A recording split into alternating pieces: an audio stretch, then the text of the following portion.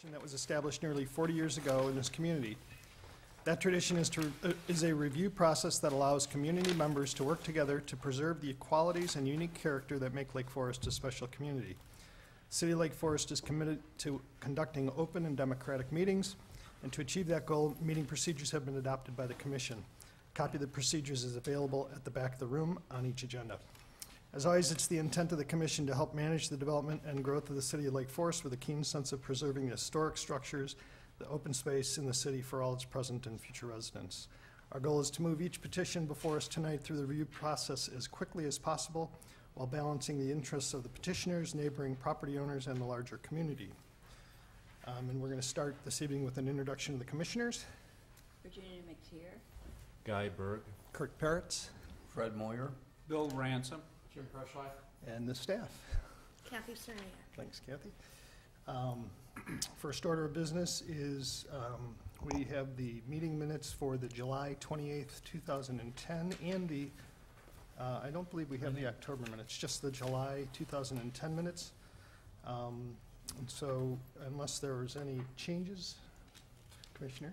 I noticed there were 4 typos, and I sent that information to Kathy, and it was just, they were just typos, so other than that, I didn't catch anything. Any other comments on those? Like a motion to approve those? So moved. So moved by Commissioner McTier and seconded by Commissioner Berg. All in favor? Aye. Aye. Thank you. We also have a consent agenda item, which is a request for a 1-year extension on a previously granted certificate of appropriateness authorizing additions to the existing residence and outbuildings located at 20 South Stonegate. And unless there's any discussion on this, I would ask for a motion to consent for that. I move to approve the consent agenda item.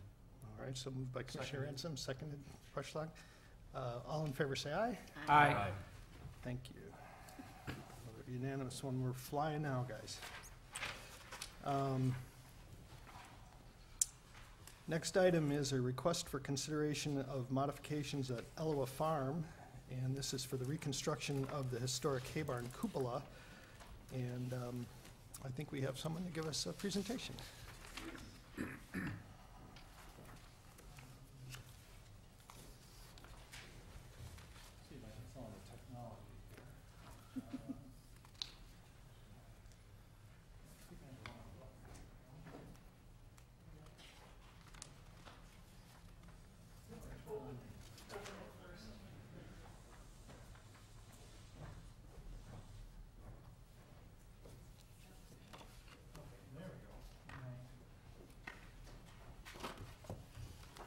Good evening. My name is Paul Bergmann. I'm a Lake Bluff resident, and I'm a board member of the Elawa Farm Foundation. And we are here to present to you the cupola restoration project, which is part of an ongoing project that we have been working on for all of the rehabilitation out at Elawa Farm.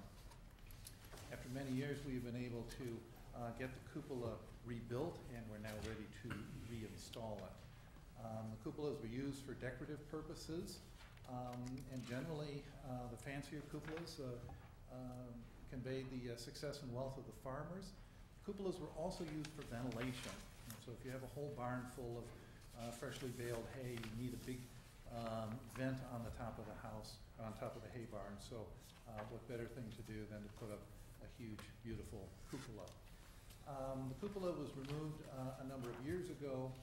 Altunian Builders has been working on replicating the original, and they have gone through a process of taking the old cupola, which we took down, and they have measured that, made measured drawings of it, and then have gone into the machining business of building a new cupola. Here's a picture of the old cupola to give you an idea of the condition that it was in. The base of the cupola was essentially completely rotted away, and the upper parts of it were essentially not repairable. So we have had Altunian go ahead and remanufacture it. They have tried to remanufacture all of the details that you see here. And here's a drawing of their work in trying to replicate the cupola. And this is a photograph of what the original cupola looked like, and we are assuming that we're going to return it to this grandeur. It will not have the wind vane on top just yet. We're hoping at some point in the future that we can both identify the artwork and then remanufacture. We do not have this old wind vane, so we're hoping to remanufacture that. And for those of you who remember the process we've gone through to remanufacture the sign, it's sort of an arduous and long-term project. But oops. So that is the process that we're working on, and if you have any questions, I'd be happy to answer any questions that you have. Great, and is there a staff report on this for us today? Or no? I think Mr. Bergmann covered it. I don't have anything to add, Great. but we'll be happy to answer any questions. We also have seen a number of requests from Elawa Farm, and I think I'm pretty sure we don't have any conflicts on this, so I didn't ask that before, but any questions from anyone? I just have a couple. Was the cupola original to the hay barn, or was it added later on? No, that's part of the original design. And the pictures that we have, the report says a clock's gonna be added sometime in the future. That's aspirational. Right. At this, was the clock ever included in the original cupola? We have photographs of a clock on the west face of the cupola. There was not, it doesn't appear that there was ever a clock on the east face, and there isn't room because of the peak of the roof to have clocks needed on the north or south faces of the square plinth that it sits on. But yes, we would like to replace the clock. It's a matter of finding a clock. It's also a matter of understanding how we can get access to the clock. If we're going to replace a battery, hopefully we don't have someone climbing up there every day and winding it. So. Okay, those are all the questions I have. Yeah. Thanks. Okay. It was a good report. Okay. Hi, Paul. Hi. Good to see you. I'm really excited that this is going to finally be put up here because it's been kind of the final touch, and it'll be I think really a big improvement on the overall composition of the market. Now, I have a question though. If you're intending on putting the weather vane up, which I think would be a smashing idea someday, do you think it would be a good idea to consider putting the actual structural piece on now while you have it on the ground and you're building it? Because if you go from this photo to your drawing, well, actually, that's an interesting. Right now, you don't feature anything up on Okay. top, but if you look at the photos, there appears to be some kind of an integral piece that almost looks like it's part of the roof in the flashing, etc. And if someone was to go up there later on, they're probably just going to stab in a wrought iron piece. And I'm just wondering if, after all that's been done, Right. and it's been spectacular, if somehow that, which is the highest point and the most beautiful and visual, if we sort of miss that essential final detail, I'm just wondering if Well, that it's would help you certainly guys. something that I'll take back and we'll Okay. take a look at. This is the original cupola, and here you can see there's a ball, which I'm assuming would have been made out of metal, in that this would have been a ball that would have been bolted there, and then the shaft would then rest in there, and that's the pivot point. Yeah.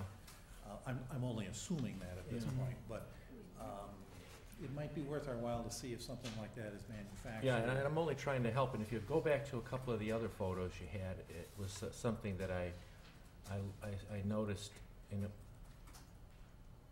well, the photos you have tonight aren't quite as close up.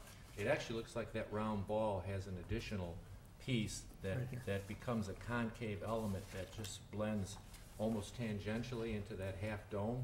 Mhm. And I'm not sure if the bolting idea is going to be as elegant. So I just wonder if I'm y'all thinking could. if it comes down Yeah, like this and yeah. the bolts are here. Okay, well, you see my point. We can kind of. Uh-huh. I'm really excited about it. I wish I had some kind of drawing. Maybe I can even help you out with some ideas. So.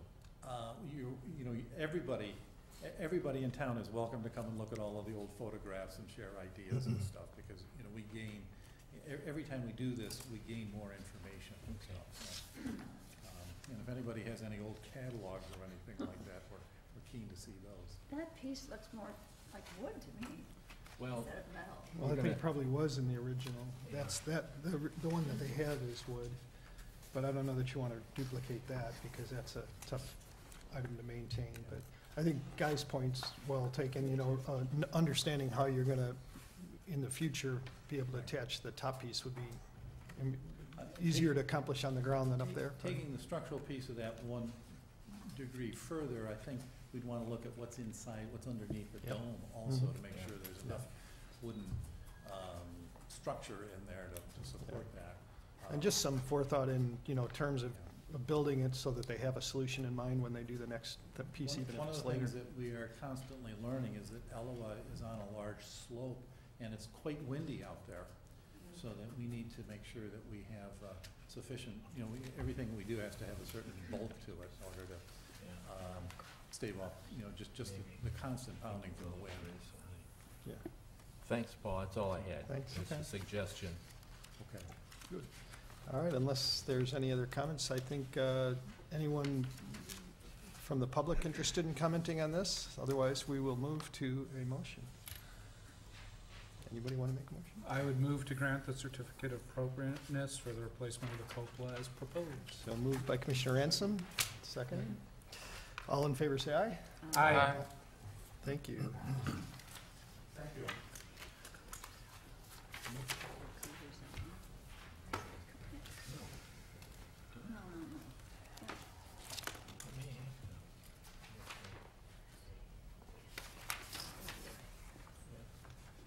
Mr. Chairman, I'd like to request the ability to recuse myself from this next petition due to my involvement with the Sure. project. Thank you. Okay. All right, this request is for a certificate of appropriateness to allow the demolition of a detached garage and playhouse and the construction of a replacement detached garage on the property located at 750 North Sheridan Road. And the owner is First Presbyterian Church of Lake Forest. And I believe this is going to be, you're going to have to help me with the pronunciation, Diana. Thank you. Yep. Do you have a presentation for us? Thanks. Different board. You're good to go. We don't do any swearing around here.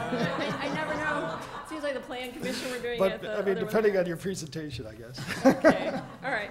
Well, I want to thank you for hearing our petition tonight on behalf of the First Presbyterian Church of Lake Forest. And tonight I also wanted to introduce not only myself, I'm Diana Melikar. I'm the owner and president of Melikar Architects, but also Chris Shakoyan, head pastor, John Johnson, who is executive director, and Beth Manier, if you can wave over there, she wears a lot of hats. She's the secretary of the corporation, the clerk of session, and she's also been involved in this project since its inception. She's the chairperson of the 750 Sheridan Road Ad Hoc Planning Committee. So they may get up and answer some questions as well.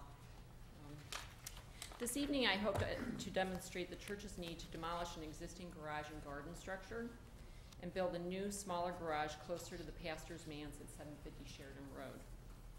I'll begin by giving an overview of the church campus to orient you to the site.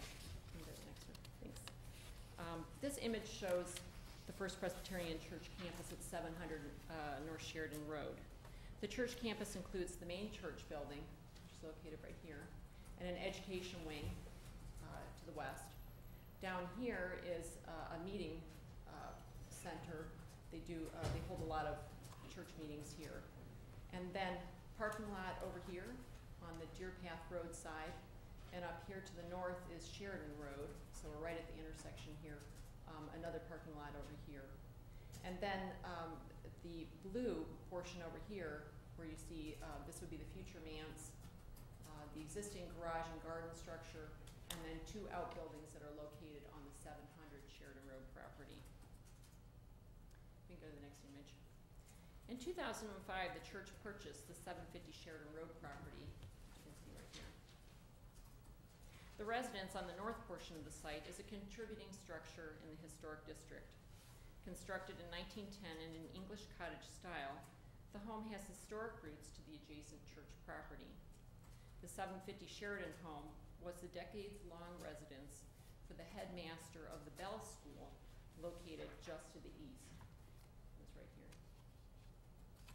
When the church purchased the 750 Sheridan Road property, there existed a dilapidated garden structure, right here, and an oversized garage that presently occupy the south portion of the site.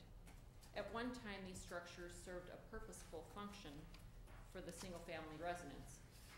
However, their long-standing deteriorated condition, that the church, by the way, inherited, has rendered them unusable and a hindrance to the property today.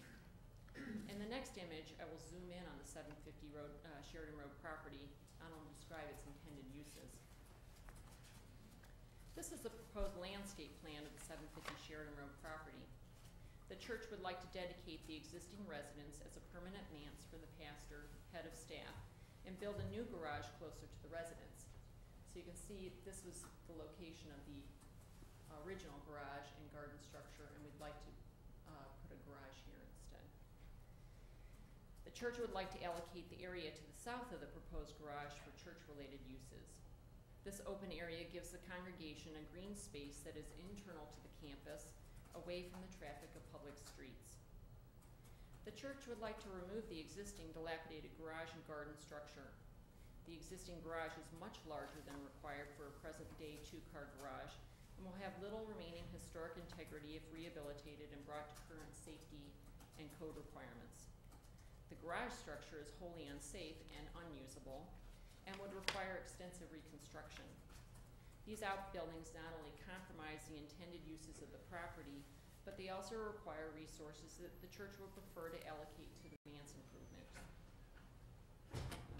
This image shows our proposed site plan for the new manse and the garage here. In preparation for the church's pastor and the pastor's family to live in the Sheridan Road home, the church would like to make improvements to the property. They've already made some interior and exterior upgrades and maintenance to the residence, the construction of this new two-car garage closer to the home, and upgrades to the manse's rear yard landscaping and fencing.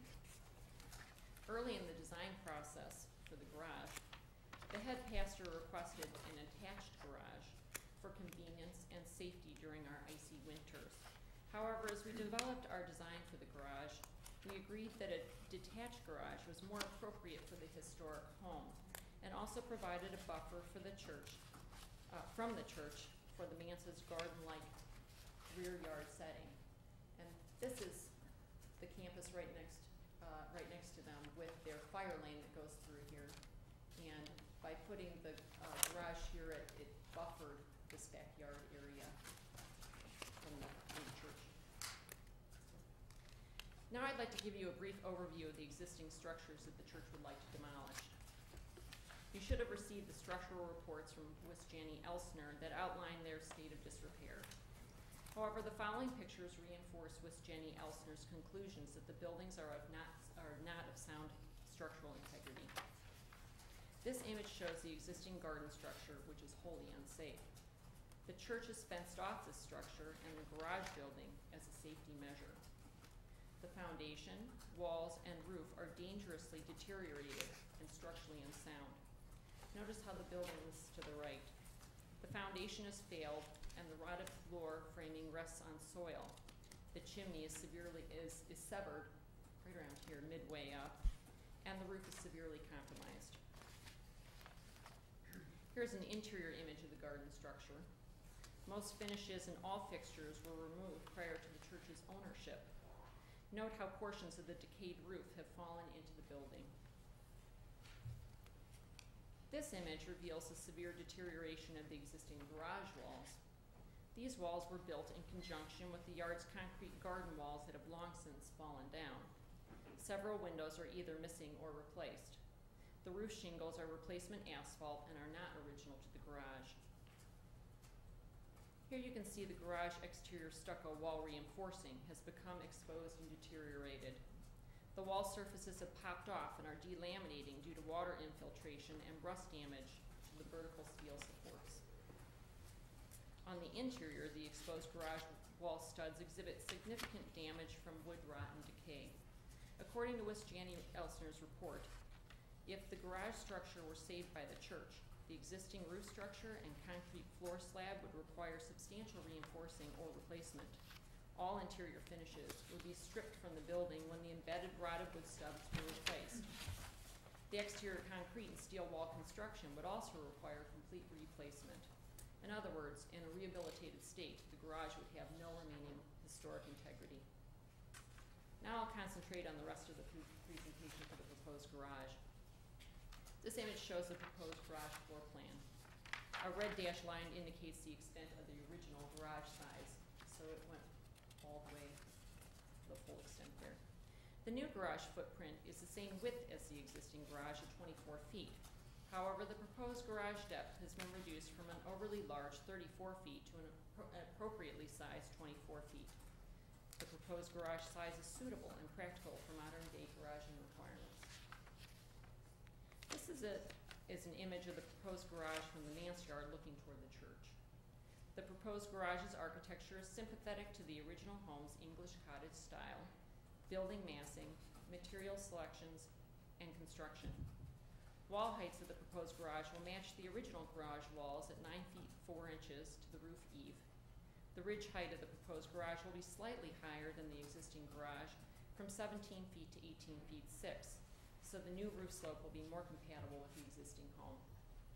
The new roof will be a random coursed cedar shingle roof with bent curved eaves to mimic the thatch that's already on the house.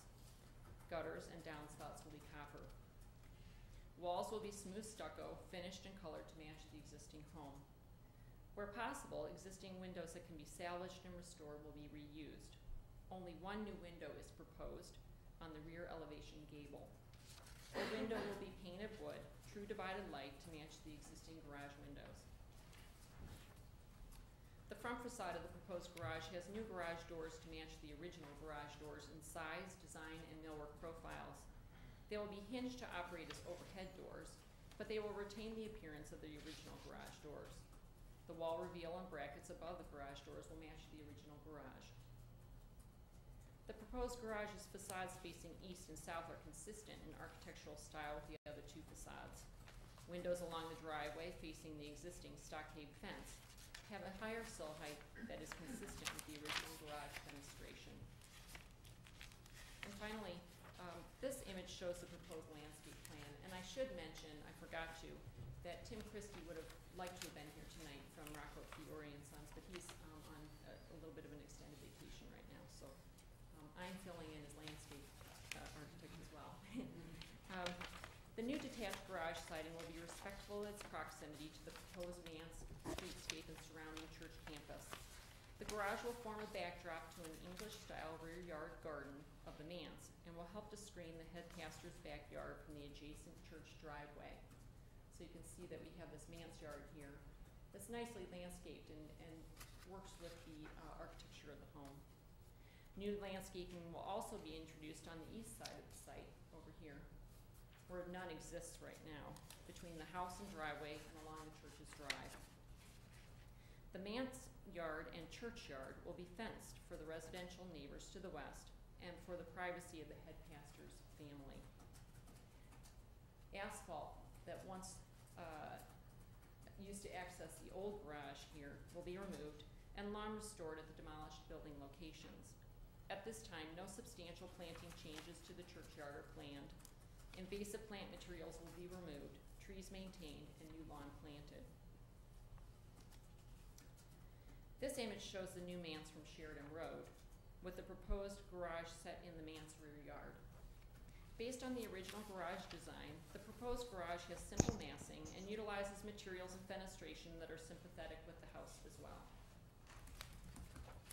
This image shows, I'm almost done, Kathy, sorry. This image shows the manse from the church's parking lot side. Within the manse's existing 7-foot-high stockade fencing that will remain. The dashed line shown indicates the location of the fencing. The garage will be set significantly back from the front facade of the home. Its shorter building length will be less obtrusive from the churchyard than the original garage. In conclusion, the renovated manse will remain a single-family residence with a portion of its rear yard allocated for church-related uses. This, in effect, reinstates the previous decades-long association of the residence as a domicile for respected leaders whom actively participate in the daily affairs of the church campus. The church intends to upgrade the property to make the manse desirable for modern-day living requirements by constructing a new appropriately sized garage closer to the existing home. The proposed garage will be similar in massing, detailing, and materials to the existing garage, but improved in function and appearance. The church will also address much-needed maintenance of the rear portion of the property that was deferred by previous owners of the 750 Sheridan Road property. We believe that the proposed changes to the property will be compatible with the new manse and surrounding neighborhood and will improve the church campus in general. Thank you. And Kathy, do we have a staff report for this? I do. Thank you, Chairman Pairitz, members of the commission. This proposal is also before the Zoning Board of Appeals because it is a property that is being incorporated into the church property. It does require a special use permit. The Zoning Board did discuss this matter for a few hours last night, heard from many of the neighbors, and they continued the matter, but it still is appropriate for the Historic Preservation Commission to move forward with your review, focusing on the appropriateness of the request for demolition, as well as the architectural and design elements and the materials of the proposed replacement garage. Any action that the commission takes tonight would be subject to final approval by the zoning board and then also by the city council. The issues the zoning board is wrestling with is really has to do with any potential for longer term use of the backyard for anything different. So their consideration is really use related and your consideration is really building related. So I just wanted to make that distinction. We have been in conversations with the church as well as the neighbors about this project for many months. You may have some neighbors here to speak tonight, but the staff's sense is that the pieces of the project that are before the commission really are supported in general by just about everyone. Staff did look closely at the garage. In fact, over the past 14 years, staff has been out to this property a number of times. It has, in recent years, the ownership has not been stable on the property. And even 10 or 12 years ago, we were looking at the garage and what could be done to it. Obviously, nothing was done to it, and it is before you today. The garage structure, given its original engagement with the garden wall, certainly has been compromised. As staff reviewed both the structural report that's in your packet as well as the historic assessment, this property really does seem to lend itself to demolition of the two structures. The proposed replacement garage does seem to be appropriate, certainly invoking many of the key features of the existing garage, as well as being very compatible with the house, creating a buffer closer to the house from that driveway and parking lot, and really enhancing the streetscape in that area. So staff does support both approval of the demolition as well as the replacement structure. I would be happy to answer any questions. What is the setback from the house to the new garage? It How is far is it is at least 10 feet, but I believe it is more than that. And Diana, maybe you can respond. You're asking the distance between the house and the garage, 23 feet. 23, thanks so much. It may have been in the report, but I didn't see it.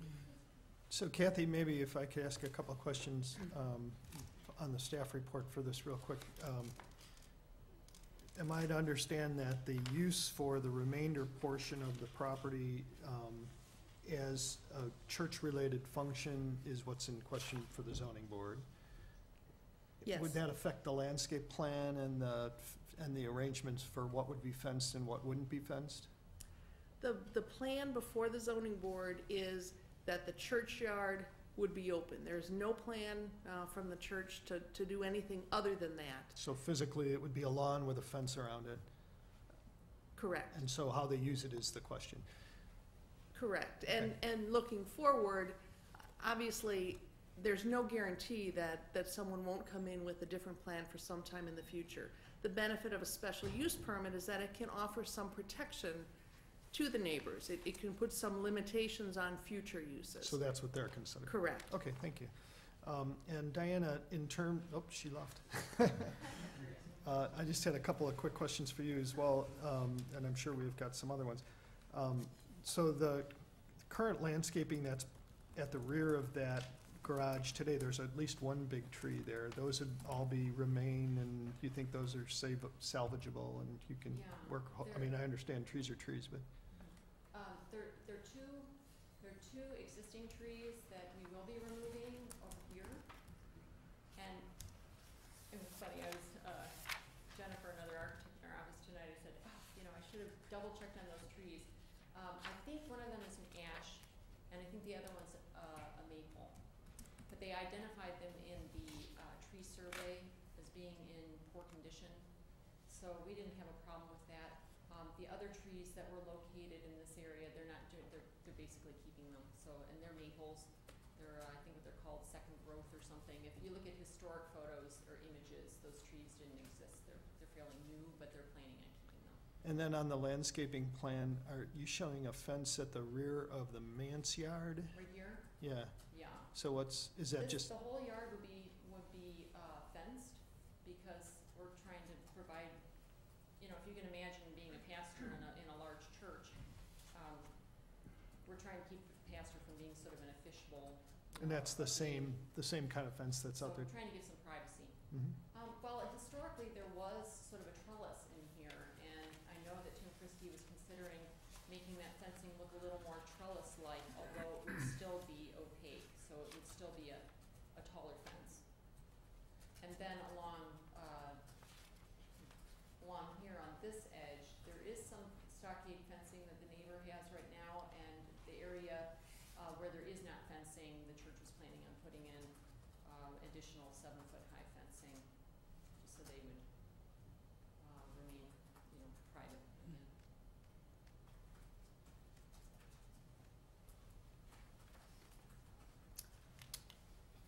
Kathy, the garden structure and playhouse, that's not part of the contributing structure designation that the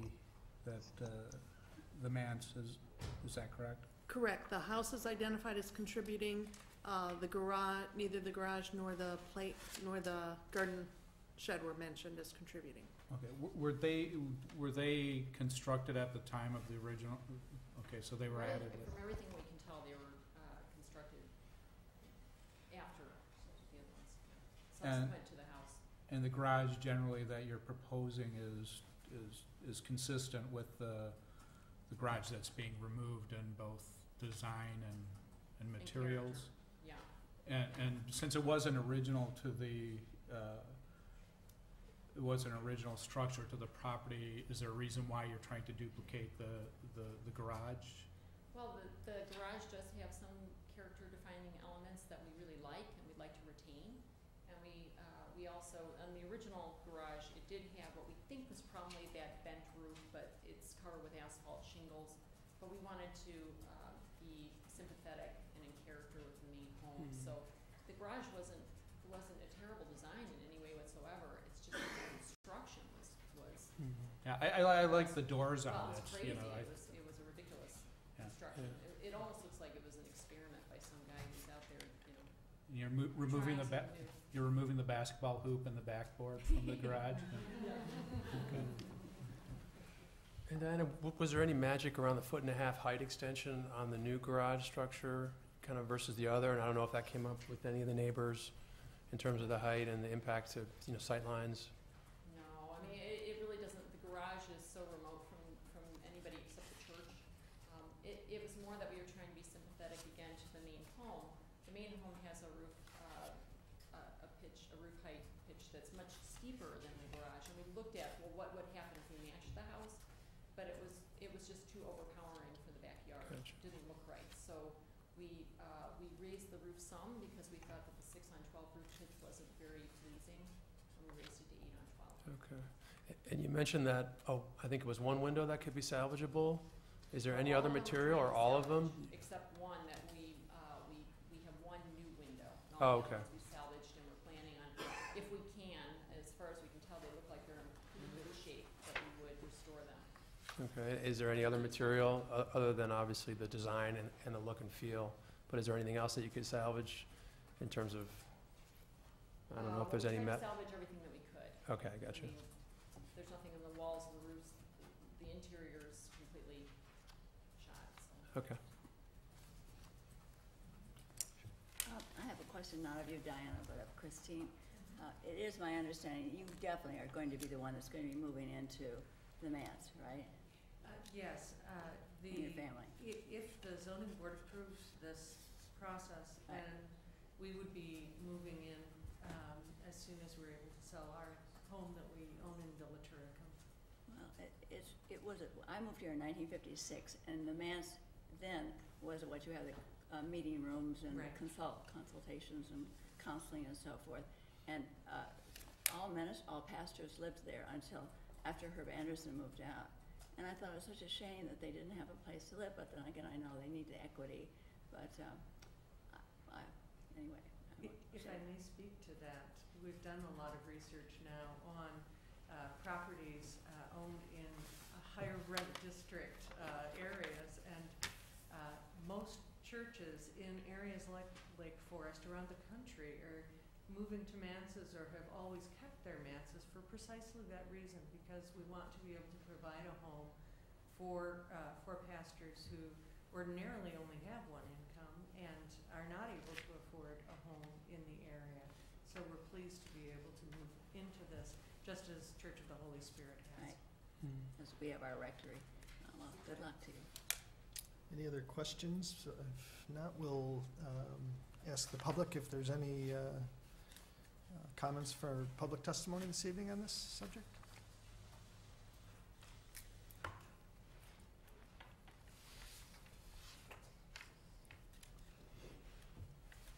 Good evening, I'm Maddie Dugan, and I live at 1090 Oak Grove Lane in Lake Forest. I also happen to be a member of the Building Review Board. But tonight I'm here as a member of the Presbyterian Church. My great-great-grandparents built this house. And my mother told me that the existing garage, when she remembers, she thinks it was also a barn when it was originally built, which might speak to the difference in the measurements from what a current garage would be. I have pictures of the backyard in its glory, with the trellis that was referred to for the fencing and everything, and I think this plan makes all sorts of sense. I think the new garage design is wonderful and will blend in with the house.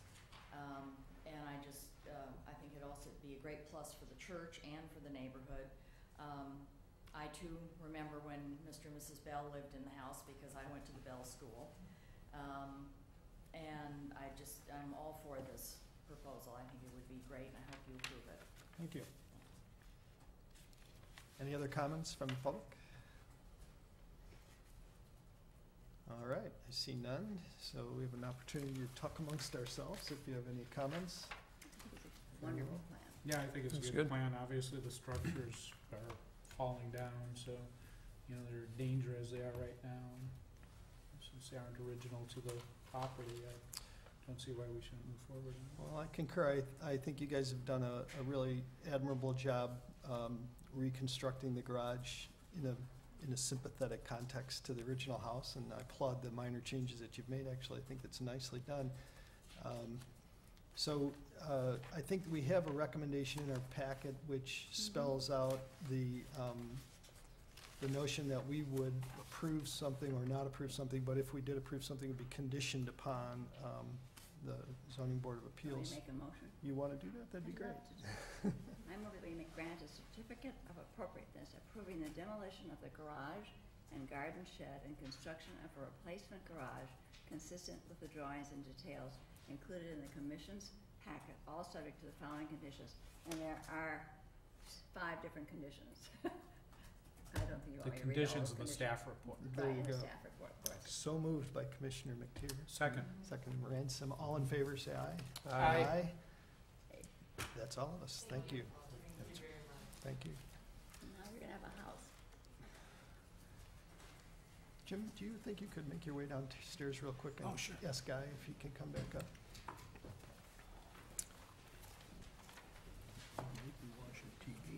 Do they have us on TV? I don't know if they do or not, but He was gonna recuse himself on another one, was this? I don't think, You're right. Yeah, that's not the next one, though. That's not the next one. It's the last one. Yeah. Our next order of business will be a request for consideration of a certificate of appropriateness to allow the demolition of an existing residence and construction of a replacement structure located at 475 East Westminster. And so if the presenter would want to get organized on that while we wait for the commissioners to get back here, we'll start in a minute. And I will ask if anyone has any conflict of interest on this one. I have none, but I've known Sally since she was born. And we don't regard that as a conflict Very since good thing. Commissioner McTier knows everyone. Everyone. Is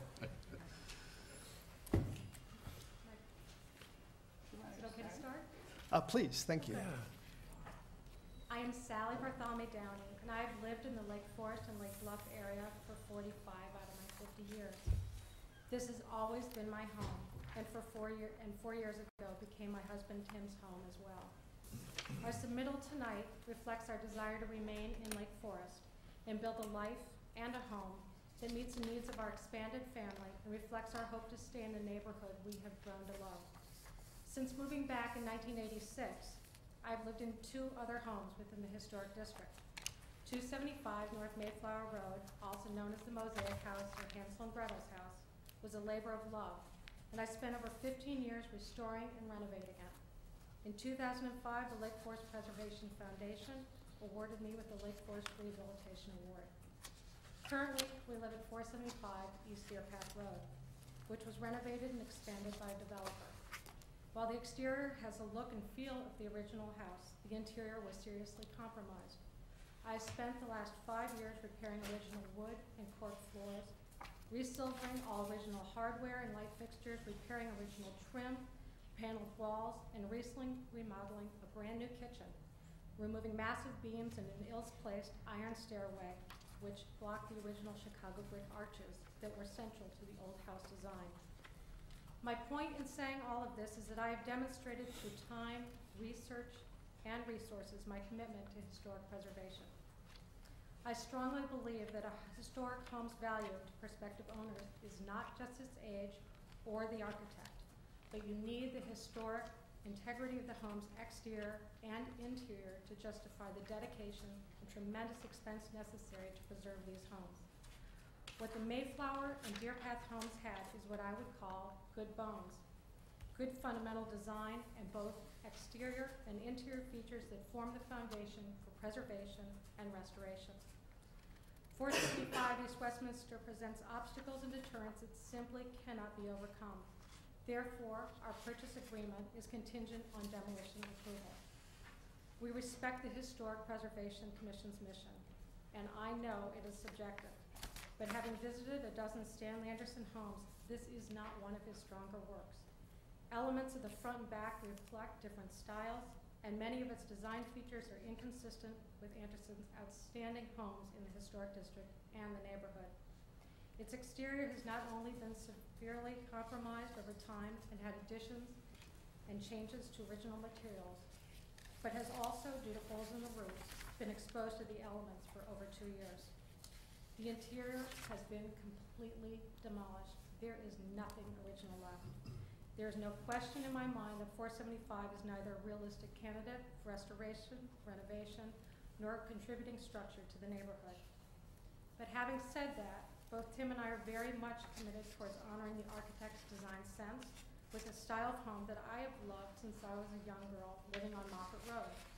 I just wasn't aware that it was a Stanley Anderson home. The scale of our proposed home, the symmetry, the high-quality exterior materials, and the attention to details will create a home inspired by 361 Moffett Road that we are confident will not only look like it has been there forever, but will enhance the neighborhood. Thank you all for considering our request, and a very special thank you to Kathy who worked with us within a very short time frame. Thank you. Kathy, staff report on this? Oh, I'm sorry, there's more, but there's Yeah. more. I thought that was a little brief. First of all, some of our text got translated. Good evening. My name is Mark Downey. I'm the president of Downey Robbins Forest Architects, and I've been practicing architecture in Lake Forest for the past 26 years. I've been before this commission many times, and several of our designs have won preservation awards. We are here today to show our respect and admiration for the work of Stanley Anderson.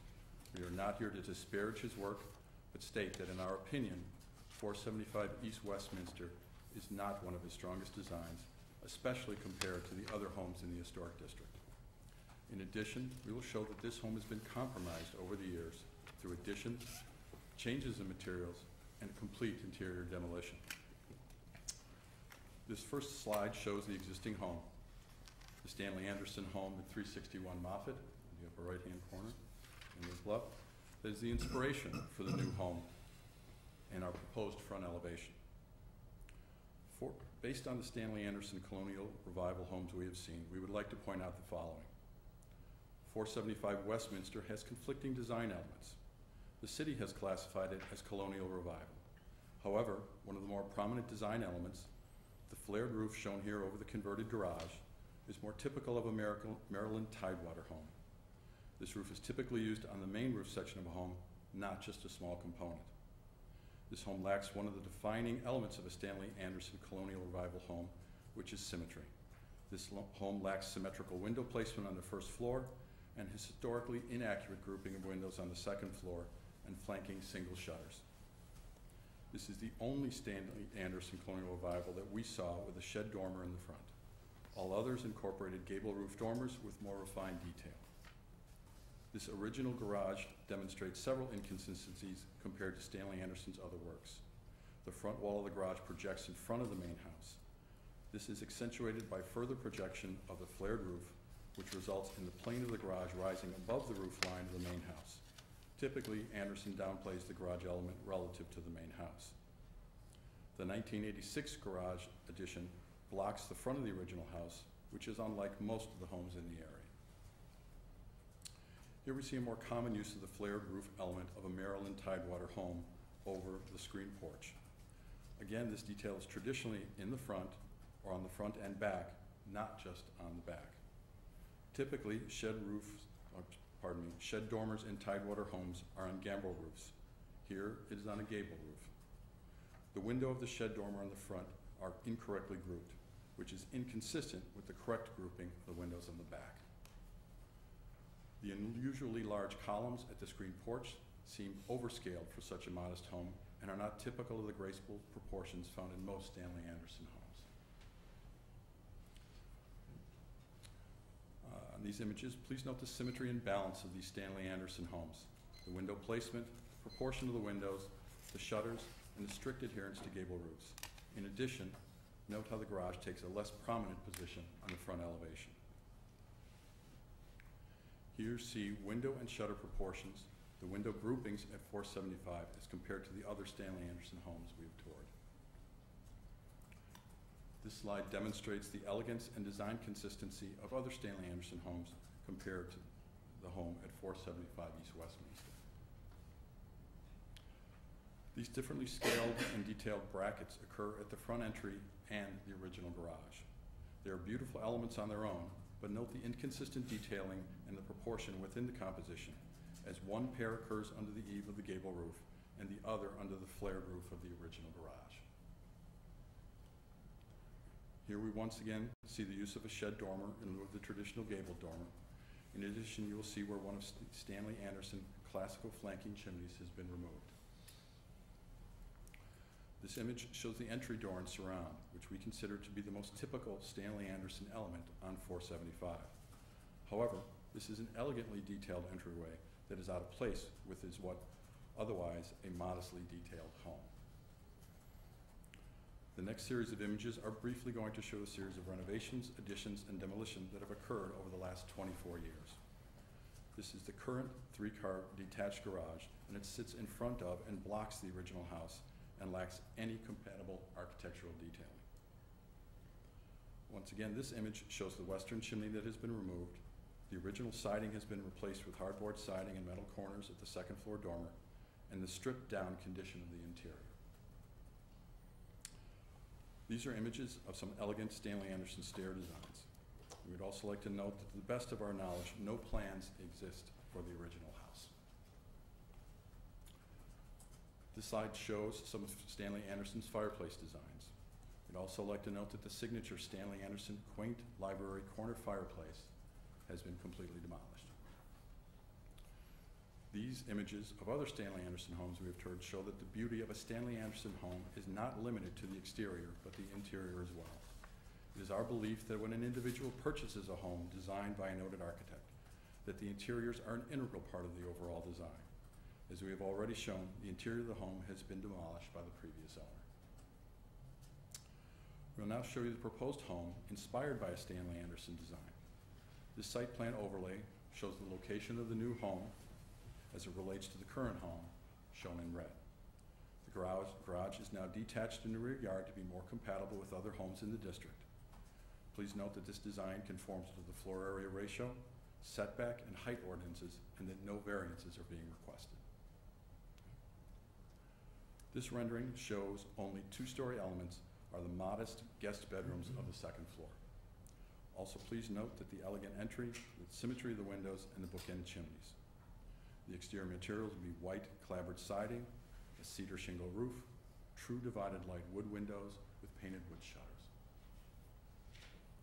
This slide shows the proposed elevation with the existing home. Note that the heights are virtually the same and that the proposed roof line steps down in scale towards the neighbors to both east and west. This image shows that we've incorporated a screened porch as a nod to the existing home. The bow windows and second floor dormers are inspired by 361 Moffett in Lake Bluff and other homes that we've toured. These images once again show the existing residence along with the Stanley Anderson design that's inspired our proposed home.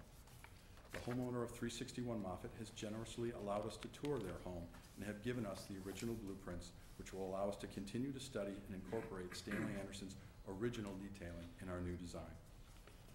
In closing, we understand and respect the ordinance and the purpose of this commission. We do feel, however, that a new home designed in the spirit of the district with historical proportions, detailing, and material will be an outstanding contribution to the historic district. Thank you for your time and consideration. Thank you. Now we have Kathy's report. Thank you, Chairman Pairitz, members of the commission. You do have before you at your places tonight a couple of additional pieces of correspondence that came in after the packet went out, or right at the time the packet went out. We did receive some additional background and supporting documentation from the petitioner. You received that. Because staff hadn't seen that prior to the time of writing the report, you also have at your places tonight some possible findings. There's a set of proposed findings that would support the demolition and a set of proposed findings that would deny the demolition. Normally, we would want staff to have enough time to review all the information and provide you with a concise recommendation, recognizing that the Historic Preservation Commission, after tonight, will not meet again until the end of January. We really worked hard to get you all of this information, so that's why we weren't prepared to make a staff recommendation in the report. Staff, I was interested in hearing the report tonight. The feedback that we provided to the petitioner after we got the initial packet was that more work needed to be done to support the demolition. Simply because a structure is in disrepair, simply because it has been neglected, simply because it has been impacted by the weather, is not justification in the ordinance to demolish a property. But I think that the additional information that was provided and the detailed presentation tonight really speaks to whether this existing house, and I will pose this question to the commission, whether the existing house, in fact, today is appropriately designated as a contributing structure. The city last reviewed the properties within the historic district probably about 15, 20 years ago. We are actually right now in the process of updating that survey. We have not done it yet, but much of what was talked about here tonight would be factors that would be considered in determining whether or not this property should today be considered a significant contributing structure. I think importantly, Mr. Downey did a very good job of being clear that this isn't taking anything away from Stanley Anderson. There was work done to this property before the time the city had a historic preservation ordinance. And we see that not only with this property, but with other properties. The protections that are in place today, that have been in place since 1998, really have protected properties only for a very small number of years at this point. So based on the information that was received Friday, based on the additional comments that were made tonight, my recommendation as I sit here is that there, in fact, may be merit in considering whether this property is appropriately designated as a significant structure within the district, a contributing structure within the district. I think making careful findings and putting appropriate comments in the record is important, because the board did approve another project for this house. Unfortunately, the current owners have faced some very serious medical issues and were not able to complete the project, and their focus is completely somewhere else. So that fact cannot be the reason for approving demolition.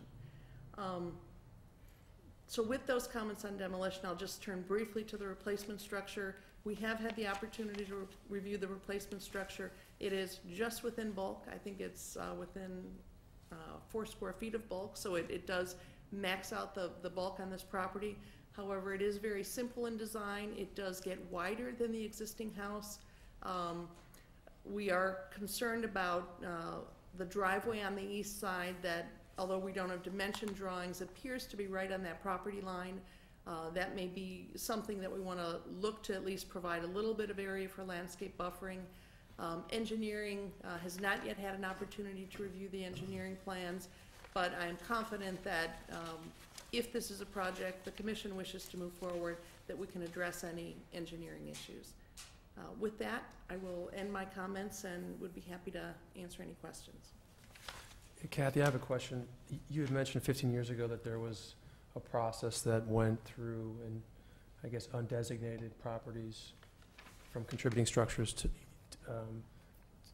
non-contributing structures. And I'm wondering what precedent there was that came out of that, what guidelines that we could fall back on to apply the test. Because if I look at the findings, there's 2 here in support of denying the actual demolition. The first is that Stanley Anderson designed the home, and the second is that it's a contributing structure. And I think that's, if there is some information on that, would be helpful. And then also what the timing would be to go through this process moving forward that you think is anticipating. If it's a year from now or 8 months, I think it's incumbent upon us to sharpen I guess the saw on this contributing structure issue now versus waiting. When the city adopted the historic preservation ordinance in 1998, the existing National Register district, the boundary of that district, and the properties that were contributing to that district was simply adopted by the city. So in fact, it may be more than 15 years old. The update process we are going through right now, we did receive a grant. We have a preservation consultant on board. The work that is going on involves going through every address file, considering every building permit, understanding the changes that have been made to the property over time, whether or not those were consistent or inconsistent with the original style of architecture, the original detailing, the original materials. So the parameters for identifying contributing structures are in place and are being carefully followed. We just haven't gotten through that update process yet, and so I can't tell you whether, based on the current review that's happening, whether this property would be considered contributing or not. Yeah, I mean, I guess let me just answer the question, or ask the question again in another way. Has there been a contributing structure that has been designated non-contributing in the last 15 years in this district, and if so, on what basis? I cannot tell you that for sure off the top of my head. I also cannot answer the question whether Well, I think, demolition of any, I think there's been demolition of contributing right, structures. that, I don't know that we've gone through the process of de-designating them, but there has been demolition of contributing structures. Well, I think that's kind of the same thing. I mean, Probably- Yeah, we're how gonna- is it, how is that different? was there any criteria that you can recall that was applied by previous commissions to come to a decision that this, warranted demolition? It is very unusual for a significant property that retains its integrity to be approved for demolition. I don't think I can point to any of those. I think that we have another situation where demolition has occurred without approvals. Certainly that's a very different situation than this. But certainly the argument's been made that we've had other structures where people have requested a demolition based on the fact that the unique features are lost, whether through neglect or through, a contractor action or some other thing. So, I think if I get the gist of and we spent a little bit of time doing some research on this project because this is a little bit precedent setting and a little bit, perhaps not. The question before us today is really, we've got a structure that probably could be saved. There's a way to do it.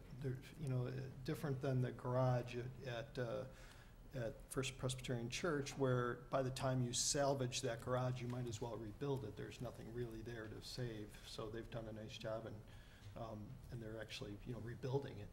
Here, you could rebuild this house. It's possible to do. You could walk through it and you could see it, that it's there. The argument is that the intention of our existence here is to preserve the character of Lake Forest, and what does a better job of preserving the character of the community, the preservation of this house, which may be a bad example of the design of Stanley Anderson, or the proposed replacement, and that's, I think, the question before us. I'm not troubled by the concept that we might lose a old house. If we collectively consider it unique and worth saving, more worth saving than the replacement structure, then I think that's our job to say that we should preserve it. If we don't, then we should say we don't. I think that's the question, really. Well, Go ahead. I'm sorry, to the petitioner, do we know Stanley Anderson's original design, or do we have his original plans for this property? Do we know which part of the structure that's there that has been altered and wasn't original to his design? As I stated, I do not believe, to the best of our knowledge, the existing plans are not there. What has been dramatically changed is the existing, in 1986, the existing garage was converted to a family room. A chimney was added to it. There was space upstairs, whether that was converted or connected, or whether originally independent stairs, not able to tell from what we've seen. The detached garage was added towards the front. Okay. Well, And a greenhouse was added towards the rear. the detached garage, though, is not part of the contributing structure designation, is it? The structure itself was identified as contributing, and it didn't speak to whether or not the detached garage was part of it. So I would assume that it was just the original structure. So as far as just so I'm understanding you, as far as you know, as far as the exterior of the property, it was the addition of a chimney that was altered the original Stanley Anderson. And the conversion of a garage to a living room family. Yeah, the existing garage was in the house, and the new garage was built in front of the existing garage. But the existing garage is still there, it's It just reused. Correct. But the That's right. exterior of it remains Right. the same, or it's been changed? That's right.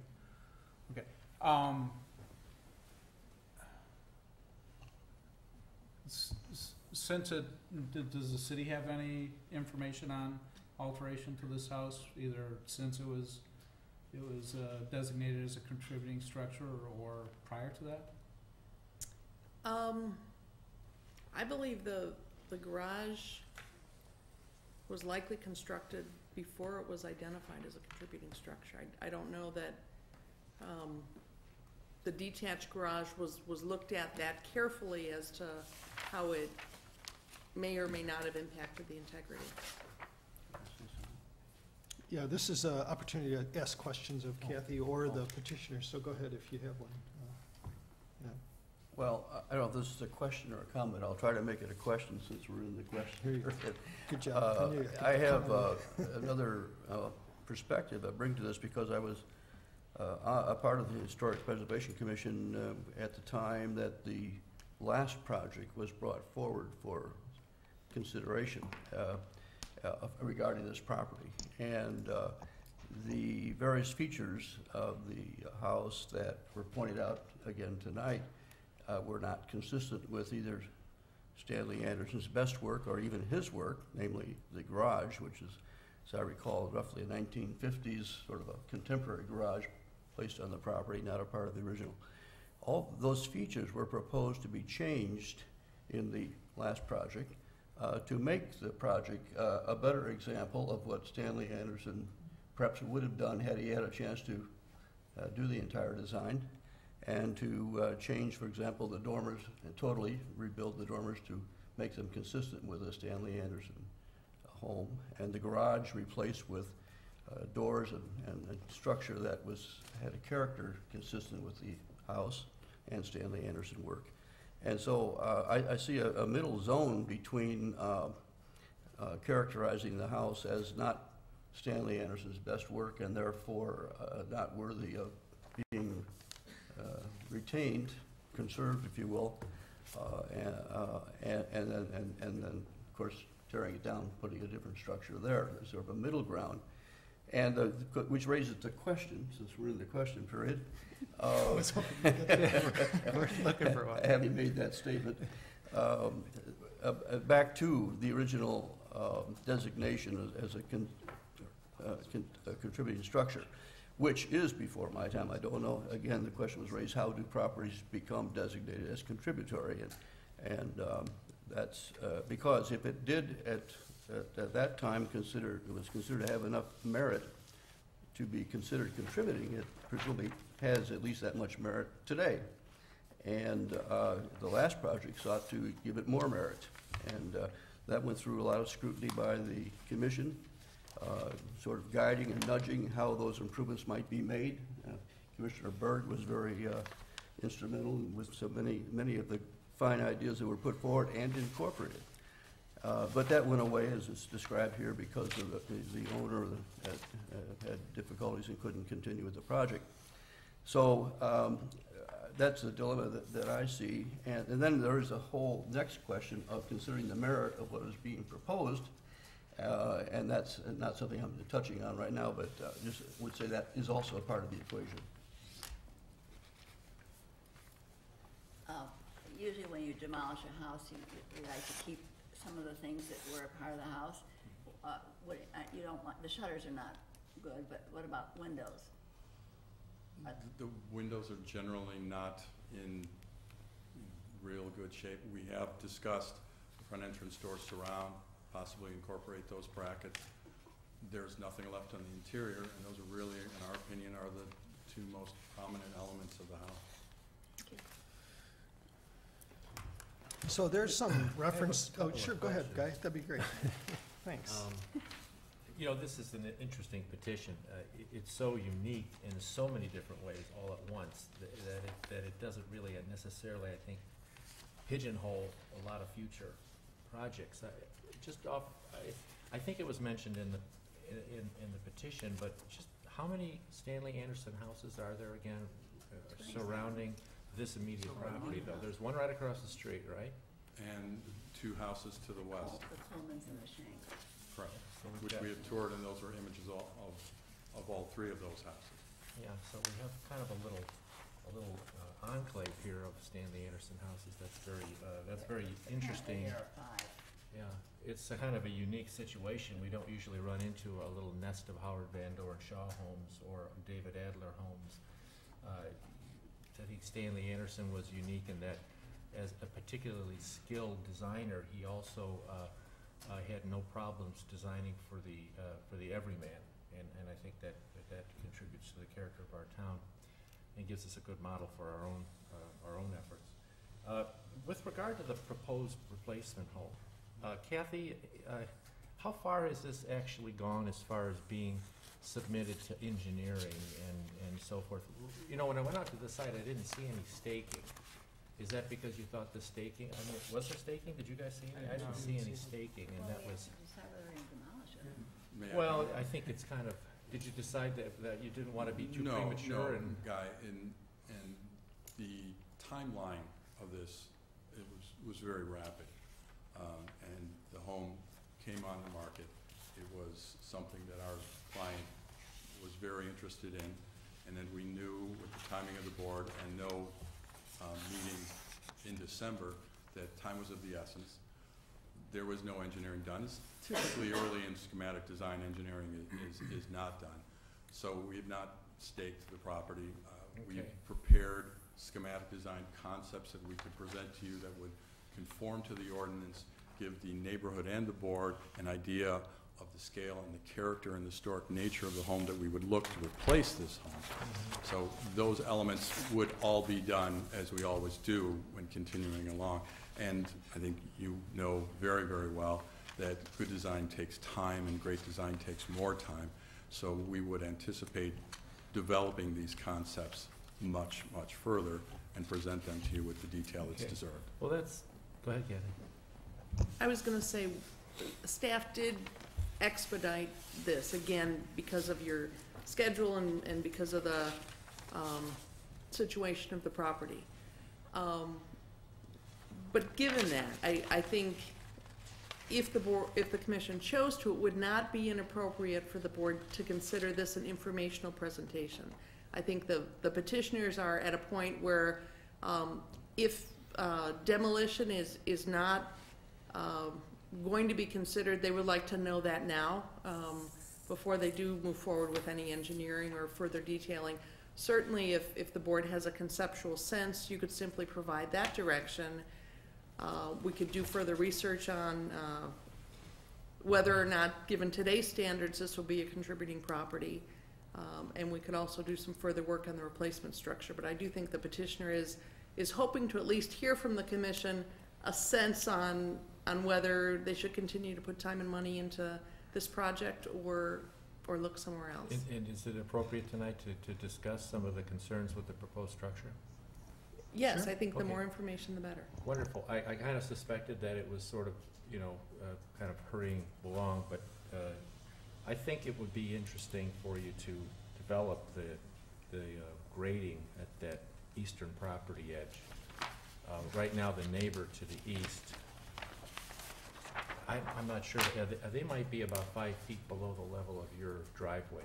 I'm concerned that as this impacts the neighborhood, and particularly that house, that might be, I don't think those people are here tonight, but maybe they are. I'm a little concerned that needs to be considered and I know you're aware of it, but I We just would want to agree. make. We would agree. Yeah, and because I just wonder if they're going to be somehow at odds with the notion of cars going by their living spaces on a driveway now that wasn't there, you know, when they moved in. So I think we need to examine that issue. It'd be great if you could flip the plan and do it on the other side, but there are probably some programmatic issues there that you have for consideration that want you to put that on the east side. But that's something I would be concerned about. When I was there, I was trying to figure out where your front wall would be, the exterior front facade. With regard to that home I'm just speaking about to the east. And can you swag a number? How far do you think you are in front of that front facade? We'll pull that slide up. Yeah. Just while he does that, as far as your concerns and all the neighbors' concerns. Any new home that's an infill site, we will always take the consideration of not only the site we're working on, but all the adjacent neighborhoods. Drainage and engineering is a very important element, and we would work with the city. Usually, we work with Black Engineering, who Lake Forest knows very well, and we would coordinate all those issues and certainly show the courtesy to all the neighbors on what our intentions were to help whatever situations may occur there. Yeah, I think that would be really good, and I'm just bringing those up now rather than wait for it when you come back, if you do, in a couple of months, so that they wouldn't be something that I bring up at that point. Another question about the rear garage. It appears that it's only 18 feet high, so that's a pretty low ridge line. But one thought I had when I looked at the elevations, well, I think that by and large your front elevations and the side elevations are kind of fetching. I was wondering if the rear elevation could somehow, and the only reason I bring this up is that I noticed that there's quite an extremely charming house directly behind this one, the red brick house that's by a noted architect and wonderful homeowners, etc. And I'm just wondering if that imposed roof line of the garage from the rear might look a little less than. See, right now you've broken the massing down, and it looks rather nice. Maybe you could put the rear garage up just so that people know what I'm talking about. And it might be that this will be obscured by the fence and landscaping, but I'd like you to take another look at that too as you progress, if you do. So if you look at the difference between the north elevation and the south elevation on the garage, I think you'll see what Guy's talking about. Yeah, I think, you can see the sides. I like the sides. I like the front, and I'm sure everyone does. And I'm just wondering, it's sort of like the back. If indeed the people can see that from that neighboring yard, it might be that if you can work a little of that magic on the back with some sleight of hand, it might be a nice idea. We did also lower the bearing height of the rear portion of the garage. I'm just kind of throwing some stuff, trying to help you out here with this thing. Those are kind of my comments right now. I think I'm going to stop there. Thank you. So I wanted to ask the question along the same lines, I think, as Guy. There's a notion, I think, somewhere in the packet of the fact that you're still developing details, and you reference a lot of the nuanced details of the existing home, even though they're not necessarily consistent with one another. Are you expecting to have the same level of detail and those kinds of details as a part of this house too, or? The new home would be designed in keeping with the Stanley Anderson details that exist at 361 Loft. As I mentioned, we have the full set of existing drawings, which are incredibly detailed. Okay. That we would use those literally as the roadmap on what we would like to create here. And we would be happy and would show those to the board. So typically, I think it's not the intention of this group to approve a demolition without having the replacement structure kind of completely baked, if you will. Here, what you're asking us to do is say, this is it. We've got a little more work to do. Would you envision coming back with that little more work at some point? I think that's exactly the case because of the timing involved, the closing of the property, and certainly the financial ramifications of trying to go ahead with the demolition of a project that is potentially not what the board is interested with. I understand. We, as I said, it takes quite a bit of time to put together an appropriate presentation to this board, and with Kathy's guidance, we felt this was in the best interest of our client to give you as much as possible. Literally, this was done in 2 weeks. Okay. We just want to wrap up questions. If anybody has any, and I know there might be some public comment, we'll ask for that as well. I have one more for you, and that is, if you could just tell me about the symmetry. I know some of the Stanley Anderson homes aren't completely symmetrical. This one you've developed, pretty much completely symmetrical, other than one chimney, it looks like. And then it has to do with Guy's concern on the east side of the house as well. I think when you see this house in real life, sometimes the drawings are, a little. I won't say they lie, but they look a little differently than real life. I think that mudroom that's on the east side of the house would be well behind the plane of the bathroom that's on the west side of the house, and so it might not read as symmetrical anyway. I'm wondering if there's an opportunity to help you with that driveway up against the lot line, and whether or not, if you did that, that would be a compromise to the symmetry that you thought would be, out of character of this kind of a style. The main body of the house is symmetrical. As the wings begin to move further away from the center, the symmetry begins to become more balanced. Mm-hmm. And certainly we are looking at the overall exterior composition, but one of the reasons why that is on the east side. It's a smaller element, much less obtrusive as far as mass towards that side there. Mhm. Certainly, we do have a conceptual landscape plan that was part of your packet that we could, show, but it really is the standpoint of that it can be worked out, and it's certainly the drainage and grading issue has to be worked out with good vehicular safety of traveling back there. And are you at the lot line on both sides of the house, or at least You on mean the? setback? Yeah, Setback. right at Very it. close. Okay. Other questions for the petitioner? I don't see any, so I'll ask if there's any public comment.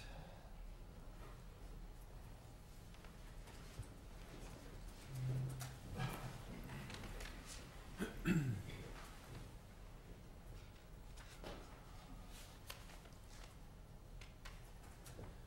evening. My name is Paul Bergmann. I'm here for the second time to speaking to you this evening. I live in Lake Bluff. I am the keeper, if you will, of the Stanley Anderson Architectural Collection. My father was a partner with Stanley Anderson. He was the post-World War II partner with Stanley Anderson. And James Tickner, who's listed here under Anderson and Tickner, was the pre-World War II partner. The Carl Craft No. 1 house at 475 Westminster was built in 1927. And if I can get the okay. This house was built in 1927. It's a Maryland Tidewater style house. It's a vernacular style house, so it is going to be a house that is going to look like it's evolved over time. However, there has really been very little work done to the house over time. But to quickly give you a walk around the neighborhood, if you look directly north out of the Carl Craft No. 1 house at Carl Craft No. 2, this is the house at 865 Church Street. It is built in 1932. If you go one house to the west, you get to the George Richardson house, built in 1937.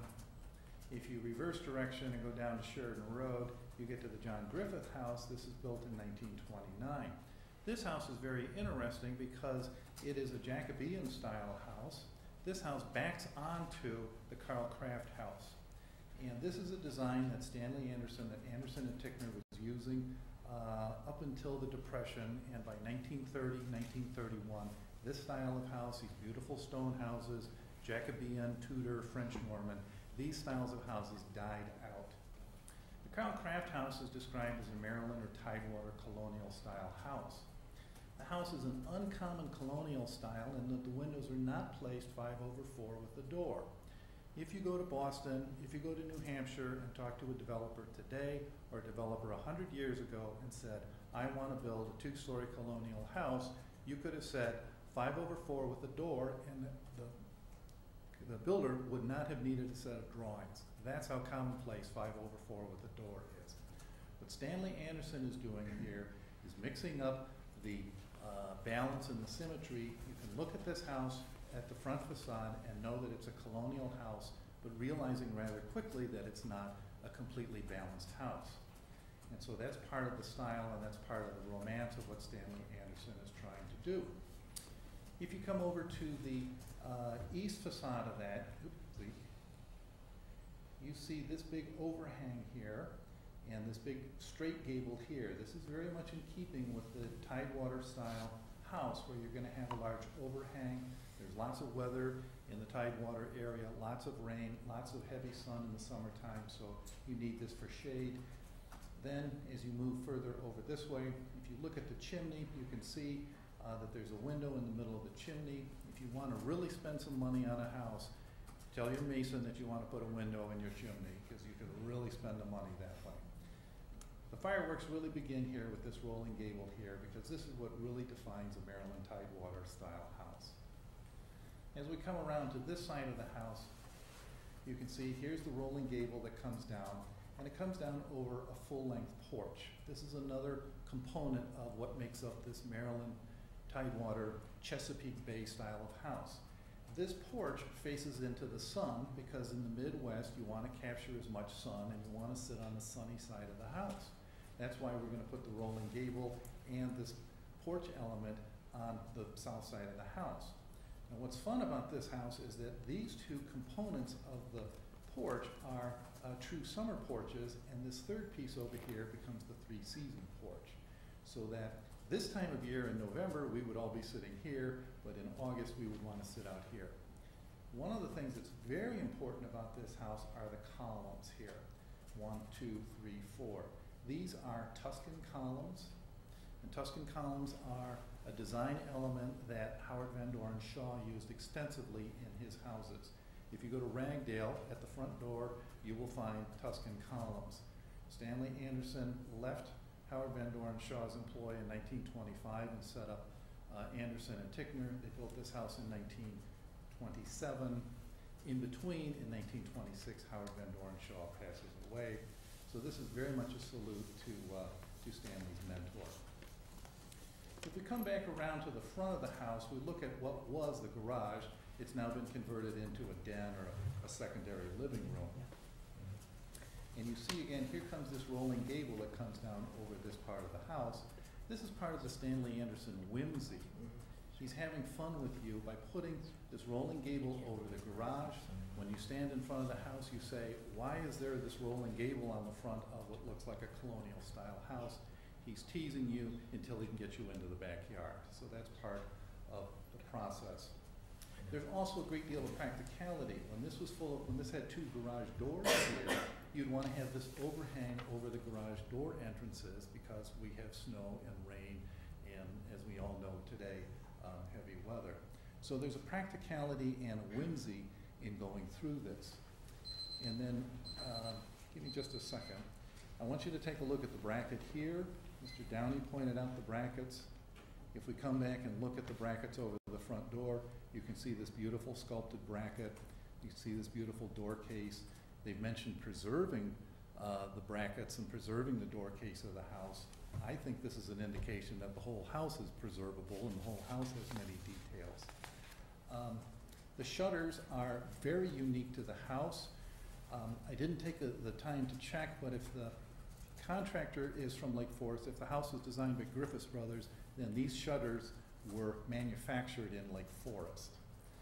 And the other thing I want you to look at is the little shutter dog that's right down here. And here's a close-up view of the shutter dog, and you can see that there's a little flower casting on it. So to conclude, the Calcraft House, it's designed in 1927. It's one of the first of the Stanley Anderson Country Georgian style houses. Country Georgian was a euphemistic title used by the firm. It's a tongue-in-cheek term that they used amongst themselves to describe this combination of American, colonial, Georgian, federal, how they all brought all of these pieces together into what became the essence of a classic Stanley Anderson house. What's important is this is one of the first ones. This predates the Northern Trust Bank in 1930. It predates the high school in 1935. It predates the hospital in 1941. So this is all part of the beginning of them developing this true style that was part of their essence of what makes up a Stanley Anderson house. Everybody is correct. The interior of the house has been gutted. A great many details have been lost. But the exterior is still unique and clearly identifiable as a Stanley Anderson house. It contributes to the ambiance and the character of the neighborhood. With regards to drawings, I do not have, unfortunately, I do not have any floor plans or elevations for this house, but I have all of the detailed drawings for this house. What I am able to do with the detailed drawings is I can replace the entire interior of this house. The cornices, the fireplaces, all of the moldings. I don't have the floor plan, so I can't tell you exactly where all of the pieces went, but I have all of the detailed drawings for all of the pieces that fit into the interior of this house. And so that's the comments that I have. I know I only have 3 minutes to do this, so if you have any questions, I'll be happy to answer questions. What year was 361 Moffett built by Stanley Anderson? It's about 1937 or 1930. But I would say 36 to 38. And from a Stanley Anderson standpoint, it's 10 years later than this house. So there's 10 years of refinement. The 361 Moffett house is probably one of the most formal houses that Stanley Anderson did. That one, he has really starched up the collar and sharpened the pencil up. There are few other Stanley Anderson houses that are quite that formal, either on the exterior or the interior. One of the things that Stanley Anderson tried to do was they tried to build a lot of houses that were vernacular in style, comfortable, cozy, and houses that were designed to fit the person, designed to fit the family. So if you weren't a very starchy person, if you didn't have a very formal lifestyle, you could have a house built like this. And there's plenty of other examples like this in Lake Forest and the surrounding area. Well, most of his houses around 475 have their garage on the front, not on the side like, was it the Armours who built that? Yes. The Griffith house, the stone house that I showed you, that's in his typical pattern where the house is on a 30, the garage is the on a... Shank house now? Yeah, no, it's, I can't think of the woman that owns it. It's on Sheridan Road. But the garage is on a 30-degree angle to the main house. But you're right, most of the garages are incorporated into the house. Paul, are you familiar with the previous approval for Certificate of Appropriateness for this building? Yes, I was before this board for that process. Could you tell us quickly, if you remember, what changes they were making to the house as a part of that certificate? They were going to change all of the windows. They were going to change the siding of the dormers. The siding on the second floor dormers, both the front and rear dormers, is horizontal cedar siding, so it's a regular plank siding, which is typical of the wood that you would find available in Maryland and Virginia. They wanted to go and follow the house across the street, the Carlcraft number 2 house, which has shingles on it. Shingles is really more of a northern colonial style house. You'll find that in Boston, New York, New Hampshire, in those areas. So I specifically asked that they not change the style of siding. I was on the commission then. You were? Yeah. You could have answered the question. They were also planning on putting some dormers on the added-on garage. I recall that. So we had discussions with them about the size and shape and style of the dormers. But the shed dormers that are at the north and the south, they were going to leave those? On the existing house, yes. Yeah. Yes. And those are original to the house. Those are not added to the house. The house Yeah. was built with those big shed Yeah, dormers. you can clearly tell that when you go and see the inside construction, that it's original. Okay. Paul, are there elements of the house that would be not represented in other houses that he designed that would be lost if it was demolished, or? When you get out of this style and get into the more Georgian styles, you begin losing those wonderfully sculpted brackets. So these brackets here, I don't know that you would find in, at least done in wood and done in a Georgian style house. So I don't think that the house that they're proposing today, certainly the house at 361 Moffett, I do not believe has any brackets like this. Any other questions for Paul? Thank you. So, okay. Any other question or comments from the public? Please, come on up.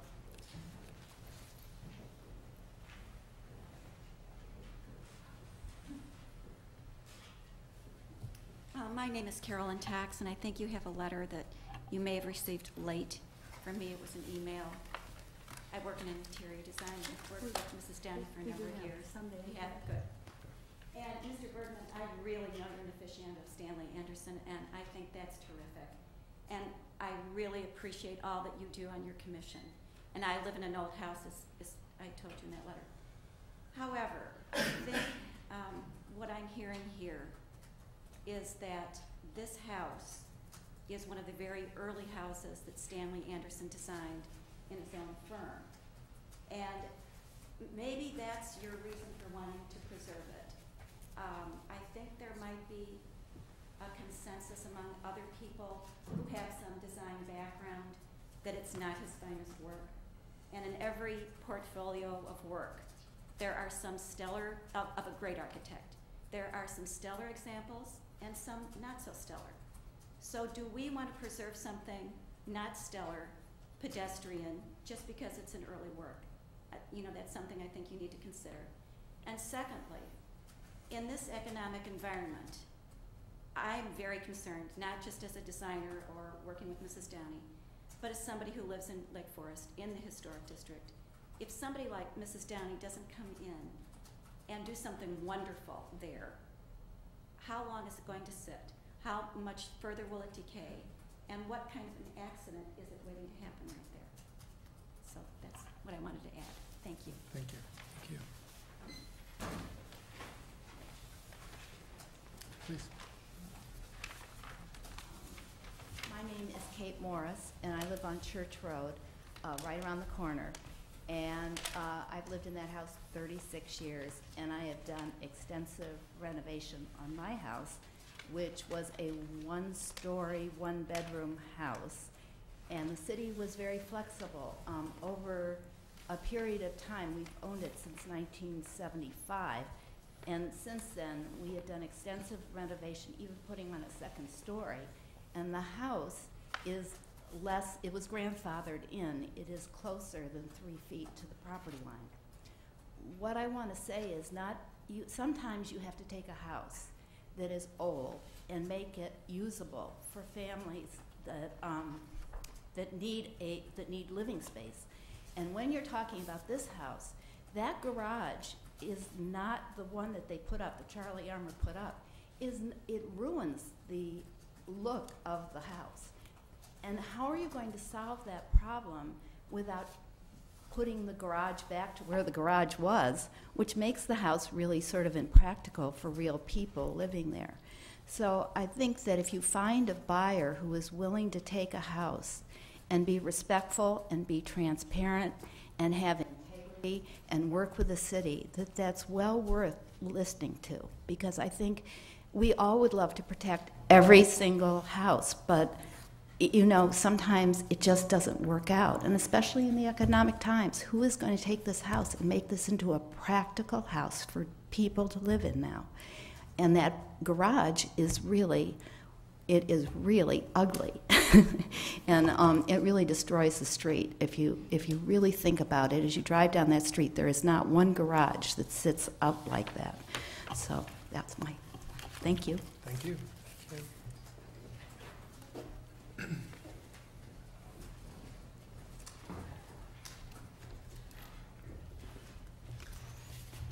I'm going to read my remarks so I don't leave anything out. That's okay. My name is Maggie Coleman. I live at 461 East Westminster Road, so I am the house directly to the west. And in speaking about the concern for where garages are and property lines, what we did this fall, because we lost some trees, was to put in a stand of arborvitae to block that garage, which is the biggest thing that I see every single day. I also looked down on the most unsightly greenhouse, broken windows, a hot tub. I never did see any plants in it other than a few that were brought in to overwinter.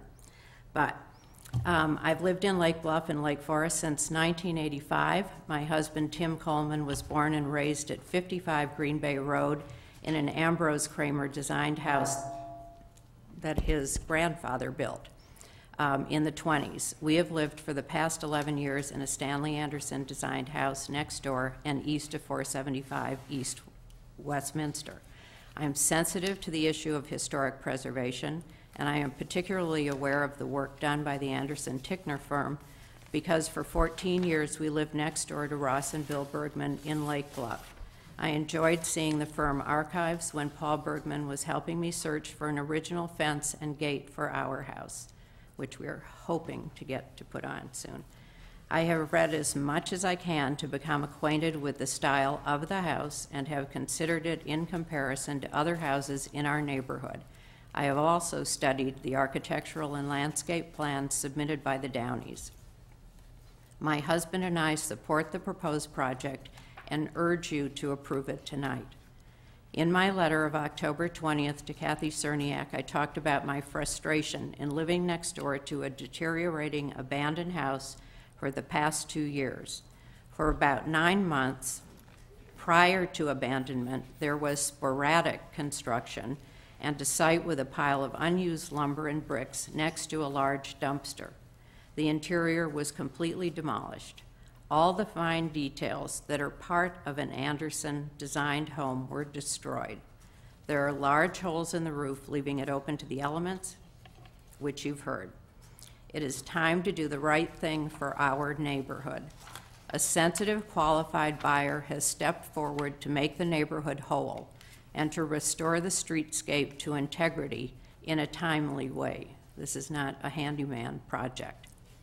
I met Sally Downey over 25 years ago, and here's what I can tell you unequivocally. She is honest and transparent. She is generous in both thought and deed. She is not duplicitous, and she does not mislead. Her approach to this project is 100% well-intentioned. I feel she and her husband will live in the house they hope to build in our neighborhood into old age. As you can see, they have planned for that eventuality with a first floor master suite. I feel it is right to grant a certificate of appropriateness to this project for the following reasons. The original building has been compromised in ways that have chipped away at its integrity as a contributing structure in this neighborhood. The original windows were replaced with aluminum. The cedar shake roof that would have been original to a Stanley Anderson design has been replaced with black asphalt shingle. The smooth cedar siding, and I don't know, Paul, if this is true, but I read in the in our house blueprints that it's clear cedar siding, and what's up there now is rough cedar siding. I don't think that's original. The original garage doors were removed and the garage converted to a living space without sensitivity to the architectural details of the house. A new 3-door garage was constructed in front of the house. It bears no resemblance to an Anderson-designed garage and is out of scale with the main building and completely compromises the integrity of both the house and the streetscape. It is also contrary to the guidelines of the district that require detached garages to be behind the house. The landscaping at the street is in contrast to the rest of the neighborhood, and I know you're not concerned with landscaping, but if you take this property as a whole, it's important. This neighborhood has lawns, low hedges, and appropriate low fences to delineate properties while still allowing views of the charming buildings in the neighborhood. Also, much of the brickwork has deteriorated and is crumbling. In summary, I feel that the changes that have been made to this building by a series of owners over years have degraded it to the point where it is not a contributing structure in the neighborhood. It is also, in my opinion, when compared to the many substantial, beautifully detailed, and proportioned Anderson houses, less characteristic and less in keeping with the 4 other Andersons in our neighborhood. Again, I urge you to approve the Downey's plan and to restore integrity to our neighborhood. Thank you for your time. Thanks.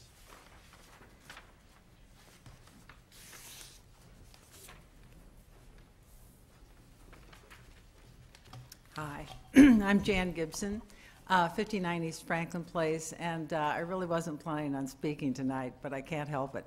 I'm a preservationist, and I once lived in a Maryland Tidewater house in Maryland, and I think I moved here about 15 years ago, and it was one of the first houses I pointed out to myself in terms of loving, because I thought it was charming. I'm interested in exteriors of homes, and it may be the only Maryland Tidewater house in the city right now. I think it would be a shame to tear down an original Stanley Anderson house. for a replica of a Stanley Anderson house. And perhaps the petitioner could find maybe a more appropriate location for the new home that she really loves, the design. I think the new home looks as if it may need even a little bit bigger landscape for it. I don't know, but anyway, those are my thoughts. Thank you. Thank you.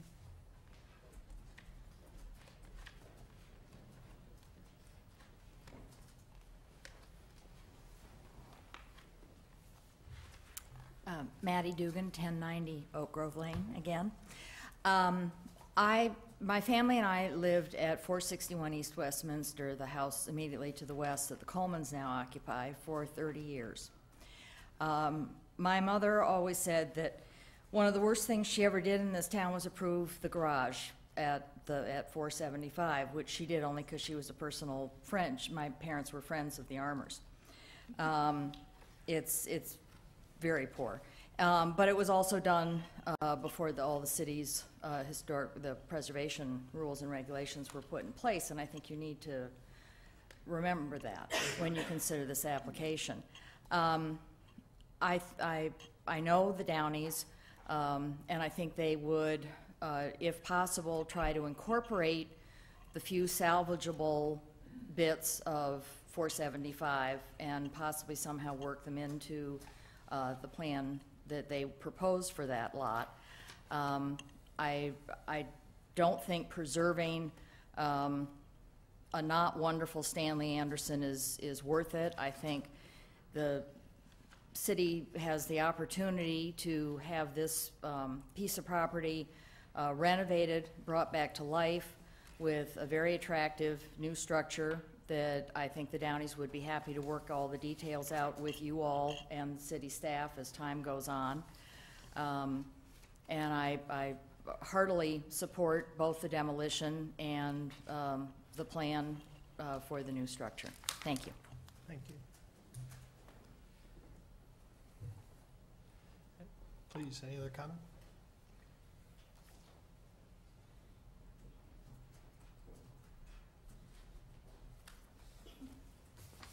I'm Jeannie Emmert, and I'm the listing broker for the house at 475 Westminster. I appreciate everything everybody's had to say here tonight and all that I've learned about Stanley Anderson and the architecture and all of that. The reality of this situation is that the owner is very ill, and they are, based on this offer, working with the bank to try to resolve the issue. If in fact this offer is withdrawn, the contract, the house will go to the bank, and it will go through full foreclosure, which could be 9 months to a year, that it will just sit there.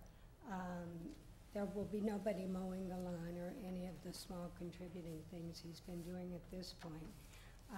I had probably 6 showings. Most of the people, I think, were just curious. And most of them were pretty appalled by what was required to try and restore it. If most of them didn't feel that was possible. I don't think that there is another buyer that sees this as cost effective. I know Paul's got all the drawings and details and says it can be restored. He can allow somebody to do that. I don't know who's going to do that.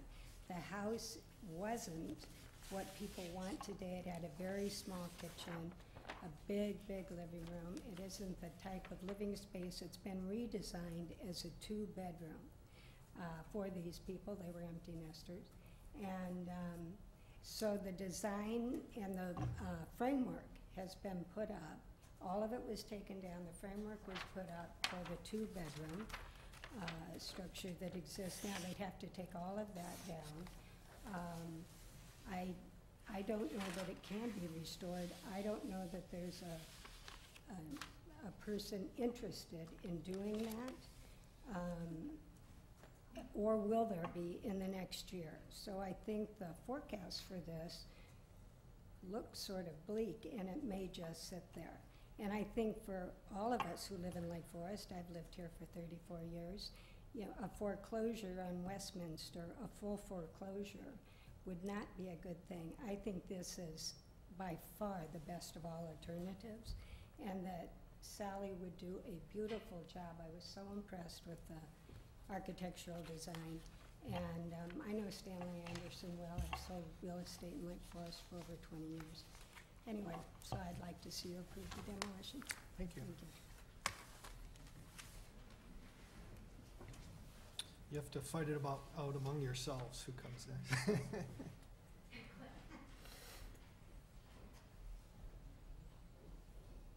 Good evening. I'm Kelly McInerney, and I'm with Prudential Preferred Properties. I'm also working with Mrs. Downey, and I'm here just to speak to the statistics of what's going on in the real estate market in Lake Forest.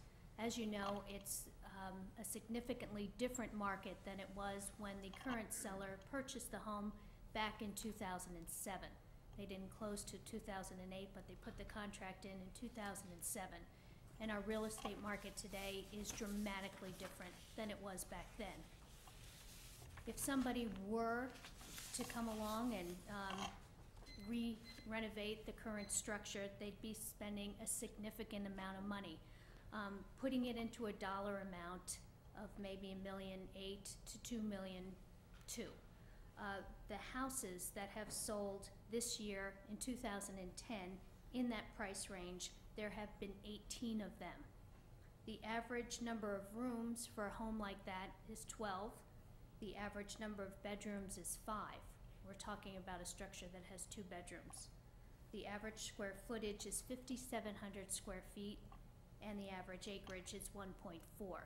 So buyers today spending from $1.7 million to $2.2 million are looking for a significantly larger home on a significantly larger piece of property. So this particular property is not economically feasible for any buyer today to take on and try to renovate. So, and I have the statistics if you'd like to look at them to back that up. Okay, thank you.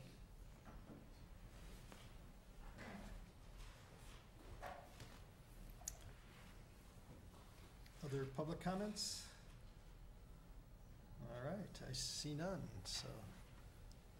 Is there one more? Sure, go ahead. I will be brief.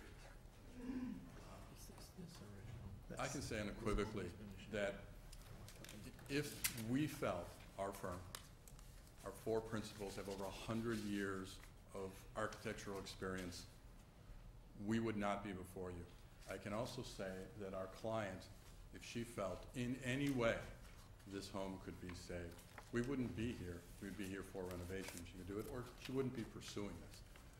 We have the courtesy of meeting with Mr. Bergmann, and I have tremendous respect for his passion, his integrity, his love of the work that his father was involved in. And we certainly understand possibly his concern about any Stanley Anderson house being torn down.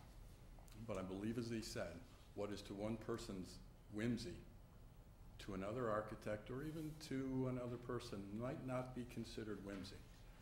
And some of those details, as we mentioned, we see as inconsistent and not historically accurate, and a result, in our opinion, not Stanley Anderson's best work. And there is, we don't know this for sure, but I'll did share with us, there's a beautiful monograph that's not in publication anymore, that there could be as many as 100 additional Stanley Anderson homes in there that I believe he also said might have some of these details in there. We can't tour every one. We've, in this relatively short period of time, had the privilege of touring many of them. People have opened their homes and invited us to see that so we could learn more and understand more and incorporate those into the new design. And that's truly our intention. It truly is our intention. Thank you. All right, so any questions or comments for, huh? You're going back to us now? Yes, I, Mr. Chairman, just a few comments and clarifications. please. I think it is important, because you are discussing demolition, that we just clarify that the demolition criteria in the ordinance do not include whether or not the person proposing the demolition is of good character. We understand that. It would be harmful to the integrity of the historic preservation ordinance to base your decision on current market conditions, real estate statistics, the amount of money that might need to be spent to restore the home, what homes are selling, the economic feasibility. So I just want to caution you that the discussion really needs to be focused on the other information you heard, the facts, and obviously there's disagreement about those. But I just, although you have some of those other comments in the record, I feel that those really could compromise the integrity of the ordinance, so your focus should best be on other aspects. I just make a comment on that. You know, I'm glad Kathy brought that up, because as I was listening to everybody's testimony, I've had this historic preservation demolition ordinance in front of me and looking at the 5 criteria that the City Council has approved and asked us to apply as commissioners on the HPC. And so, you know, I'm struggling with whether this petition actually meets those 5 criteria, and I'd just like to have a discussion with the other commissioners as far as that goes. Well, let me ask you, Kathy, I would like a little more clarification. So as far as I understand, if we don't find this to be in keeping with the standard for demolition, we don't have the power to allow the demolition. The criteria on which you have to base your decision are those that you have before you. I see. And if we don't agree with the request for demolition, what recourse do they have the opportunity to take this to the City Council? Yes, there is an appeal process to the City And then the Council City Council on either side. doesn't need to adhere to the ordinance, or do they? The City Council does. The criteria apply regardless. Now, certainly there is interpretation on how those criteria are applied, but I think particularly a couple of the speakers that spoke only to the economics, that alone is not justification for demolition, and certainly would begin to harm the integrity of the ordinance itself.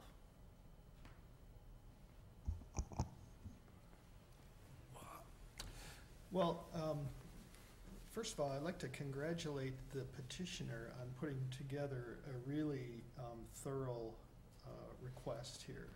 I think that it's in short order, and somehow you were able to get Kathy, who's very busy, to help you look at that and get that submitted to us too.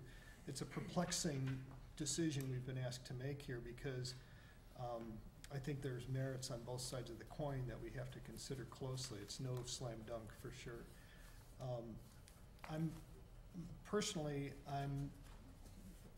interested in what was previously approved, because it talks to me about how much of the house was actually going away and how much of it was being preserved. And one of the things that I think about when I walk through this house and I look at it is that it's a quite modest affair in its current state, and any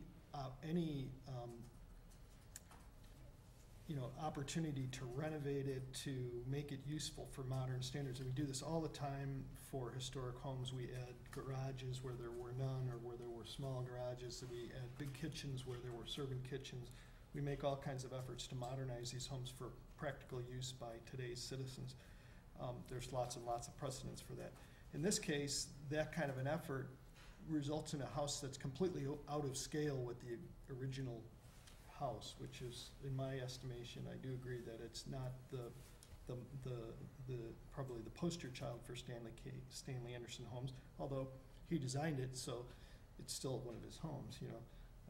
But it's an interesting problem, because you've got if you were to restore this to its, original condition, it would be quite a modest affair, and any request that we would get, and probably the request that was approved, takes it out of character of the original structure. So that's all my only comment on that. Well, when you read findings in support of demolition that have been given to you, It says the residence at 475 East Westminster, a 1.5-story structure is not, I guess it's 2B? I don't know, it's not. I think it's just not a, Historic, cultural, architectural, and archaeological significance, that its demolition would be detrimental to the public interest and contrary to the general welfare of the people of the city and state. And that's in support of demolition. And then to deny demolition is the house proposed for demolition was designed by Stanley Anderson, a noted architect, and demolition will be detrimental to the public interest and contrary to the general welfare of the people of the city and state. This to me says that there's no reason not to demolish this house, in my opinion. These are And I get on these are possible findings, I know, not the I words. know, I know, but I'm just, I could read all 6 of them. No, but, no, I you know, understand. But I think that Mrs. Downey has done a tremendous job, and the house that she's picked at 361 to emulate was owned by the Ishams, and I think that's a beautiful house, and I think that the people who live on Westminster find it very difficult to look at the brick and all of it, and it's just in the driveway, and they've had all these things for to contend with for such a long time. I don't think you're gonna find anybody to buy it, fix this house up, and I think what Mrs. Downey wants to do is a fabulous thing to do, and she has looked at Stanley Anderson houses only to emulate building a house that's done by Stanley Anderson, and this is so much better than the Stanley Anderson house that he built originally. And it may be the only tidewater house, but they could probably use, I think they're very interested in keeping elements that they could use from the house. So I think that I'm very much in favor of this demolition. One of the I'm sorry, can I recommend just going through the criteria? Sure. And maybe just having a conversation with the commission? I think what you mentioned was a good idea. Yeah. And then maybe we can just go back and forth and just see where we sit on the first one.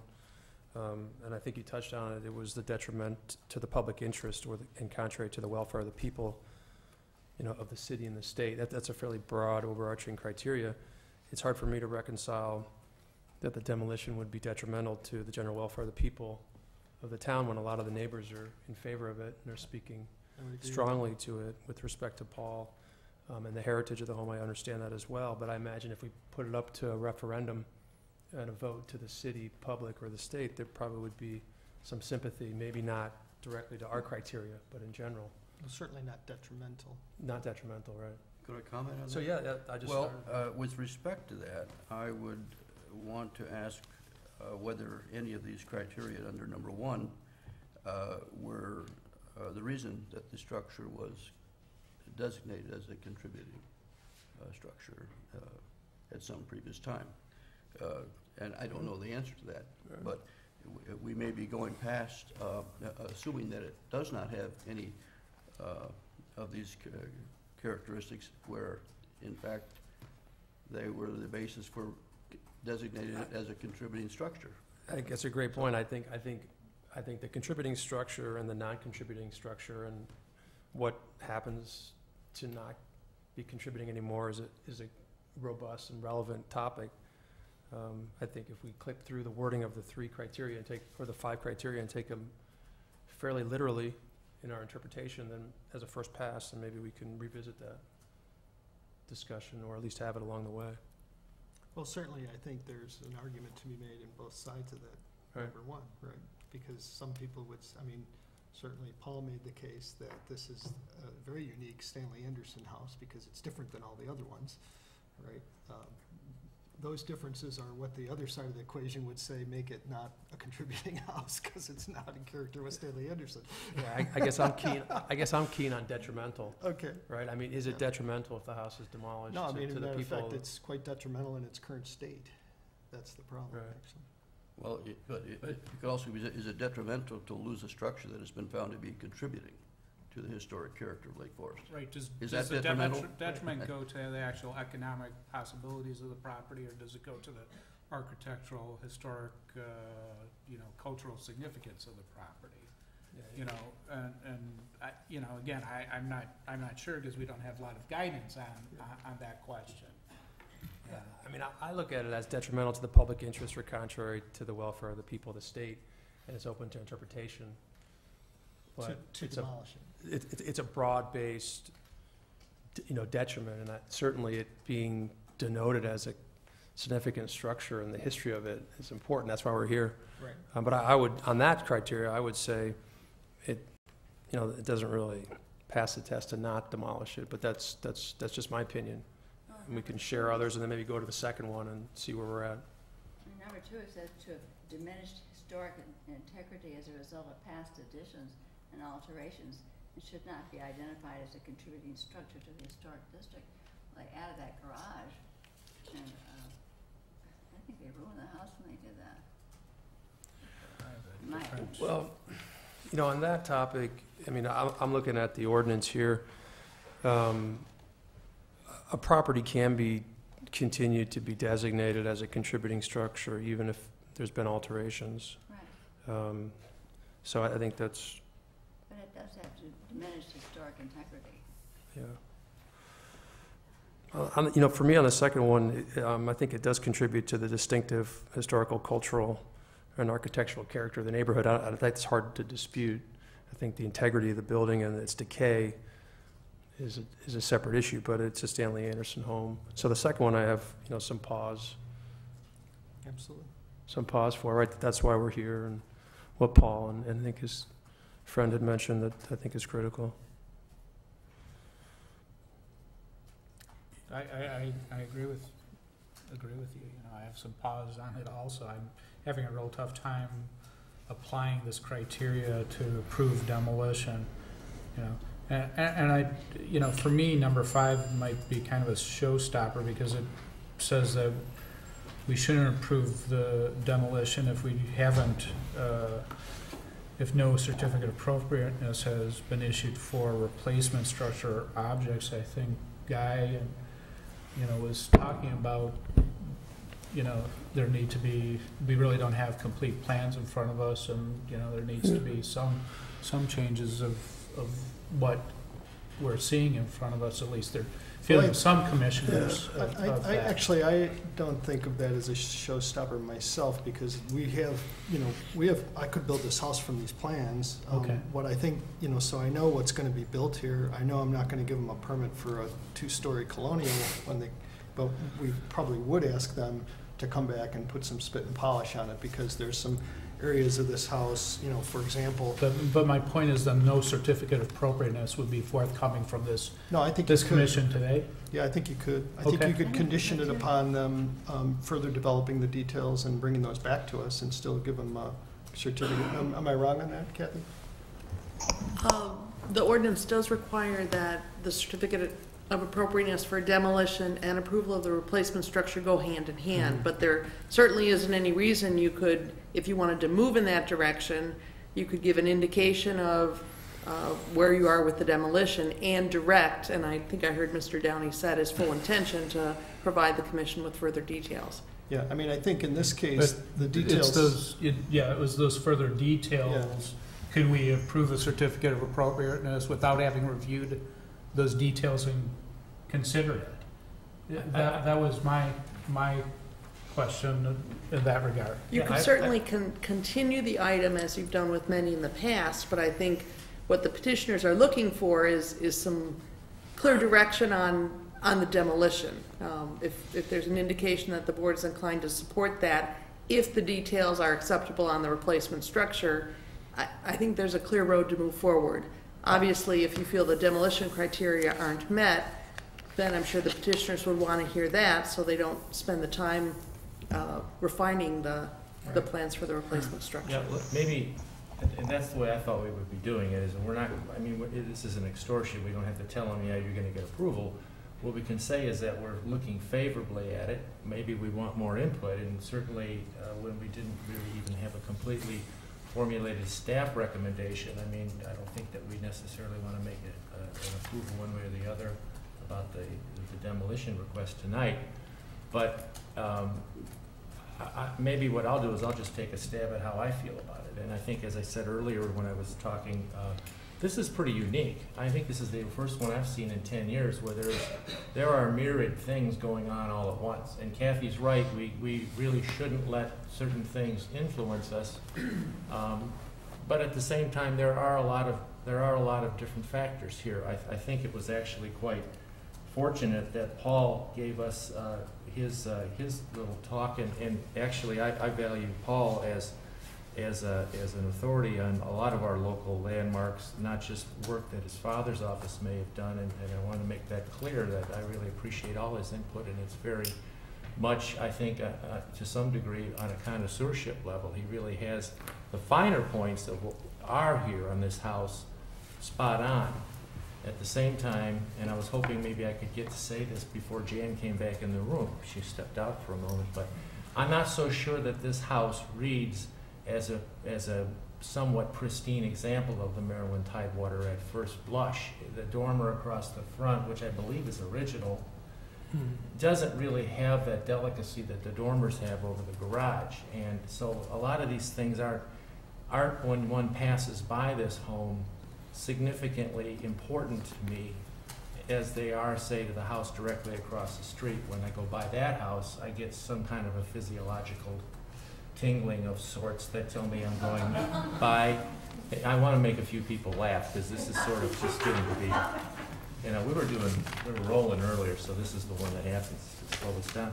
But that sort of feeling you get when you're going by a piece of fine art, and that's true of so many things we have in our town, and that's why it's so important to have this commission here, because we really do have a little art gallery on our hands here, and anyone that thinks that because the economy is dictating we need to start moving quickly to make decisions, it's just, you know, I think they're moving in a direction that's contrary to a lot of the time-proven values of our governance here in town. So, but I do feel that, you know, I'm open personally, as a member of the board, to more investigation of the demolition.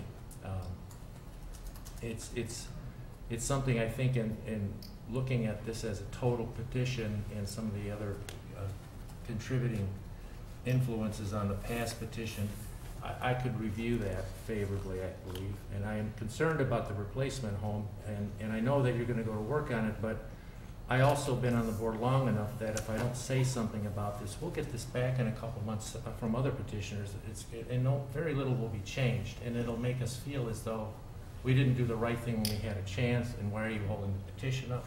I also have a problem with how wide this building is. It goes from lot line to lot line, and I'm afraid that as an infill, if this was just a BRB petition, I would be concerned that that is going to have potentially a negative effect on how it fits into the neighborhood. It's wider than the neighboring houses. It's going to tower over the neighbor to the east. I'm thinking maybe you might want to pull this building back a little. I don't want to wreck the backyard either. So you've got some work to do. And it might even be that it's a little too slavishly symmetrical. It's going to look almost as if you made a model to Stanley Anderson and put it up on this high promontory, in that somehow it's going to have the reverse effect than what you're looking for. I think it's really important that you do this extremely well. So I would advise you to proceed to the next level. You've done your first blush, and it's pretty darn great. But maybe take it now and think a little bit more, okay, I'm Stanley Anderson now, and I've got a little more time on my hands here. Maybe I could interlock this house with the neighboring house to the east. Maybe that jagged edge that we're going along on the angle can even work into your design, and you could say step it and work these wings back so they relate more nearly to the house next door to the west and to the house next door to the east. Maybe one of the roof lines is a different height, so one gets a feeling that it was trying to make an effort to be part of a story rather than just coming in from Lake Bluff and here I am, everybody loved it. Well, you know, I think we need a lot more in this case. This is a big petition for us to approve, okay? So that's where I'm at.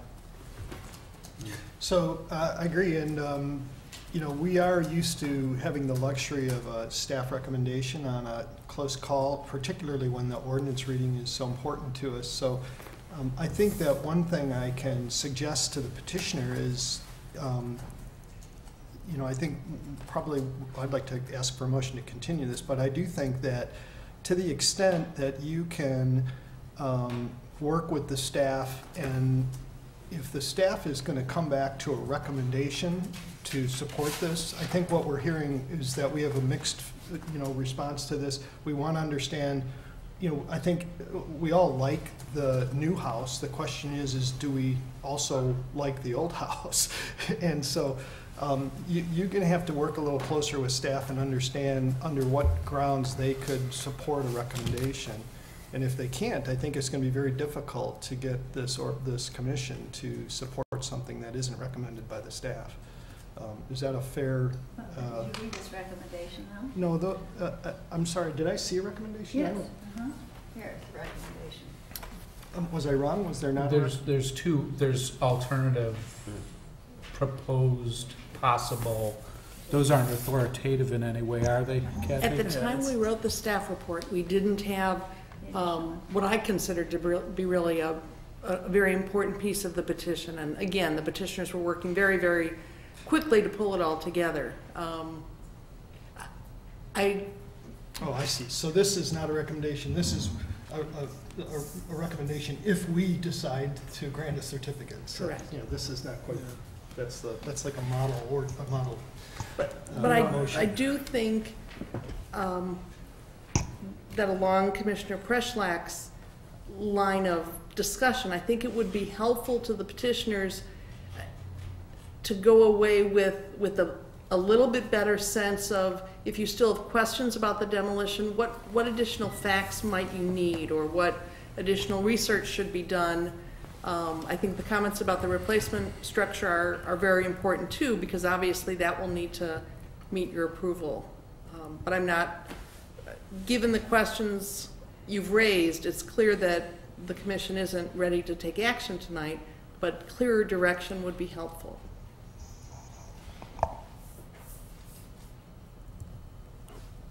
I think Guy gave some great feedback on the new proposed building, and I don't know if sometimes there's a subcommittee to put some more flesh on the bones to, I guess, react to some of the things that he had provided in terms of feedback.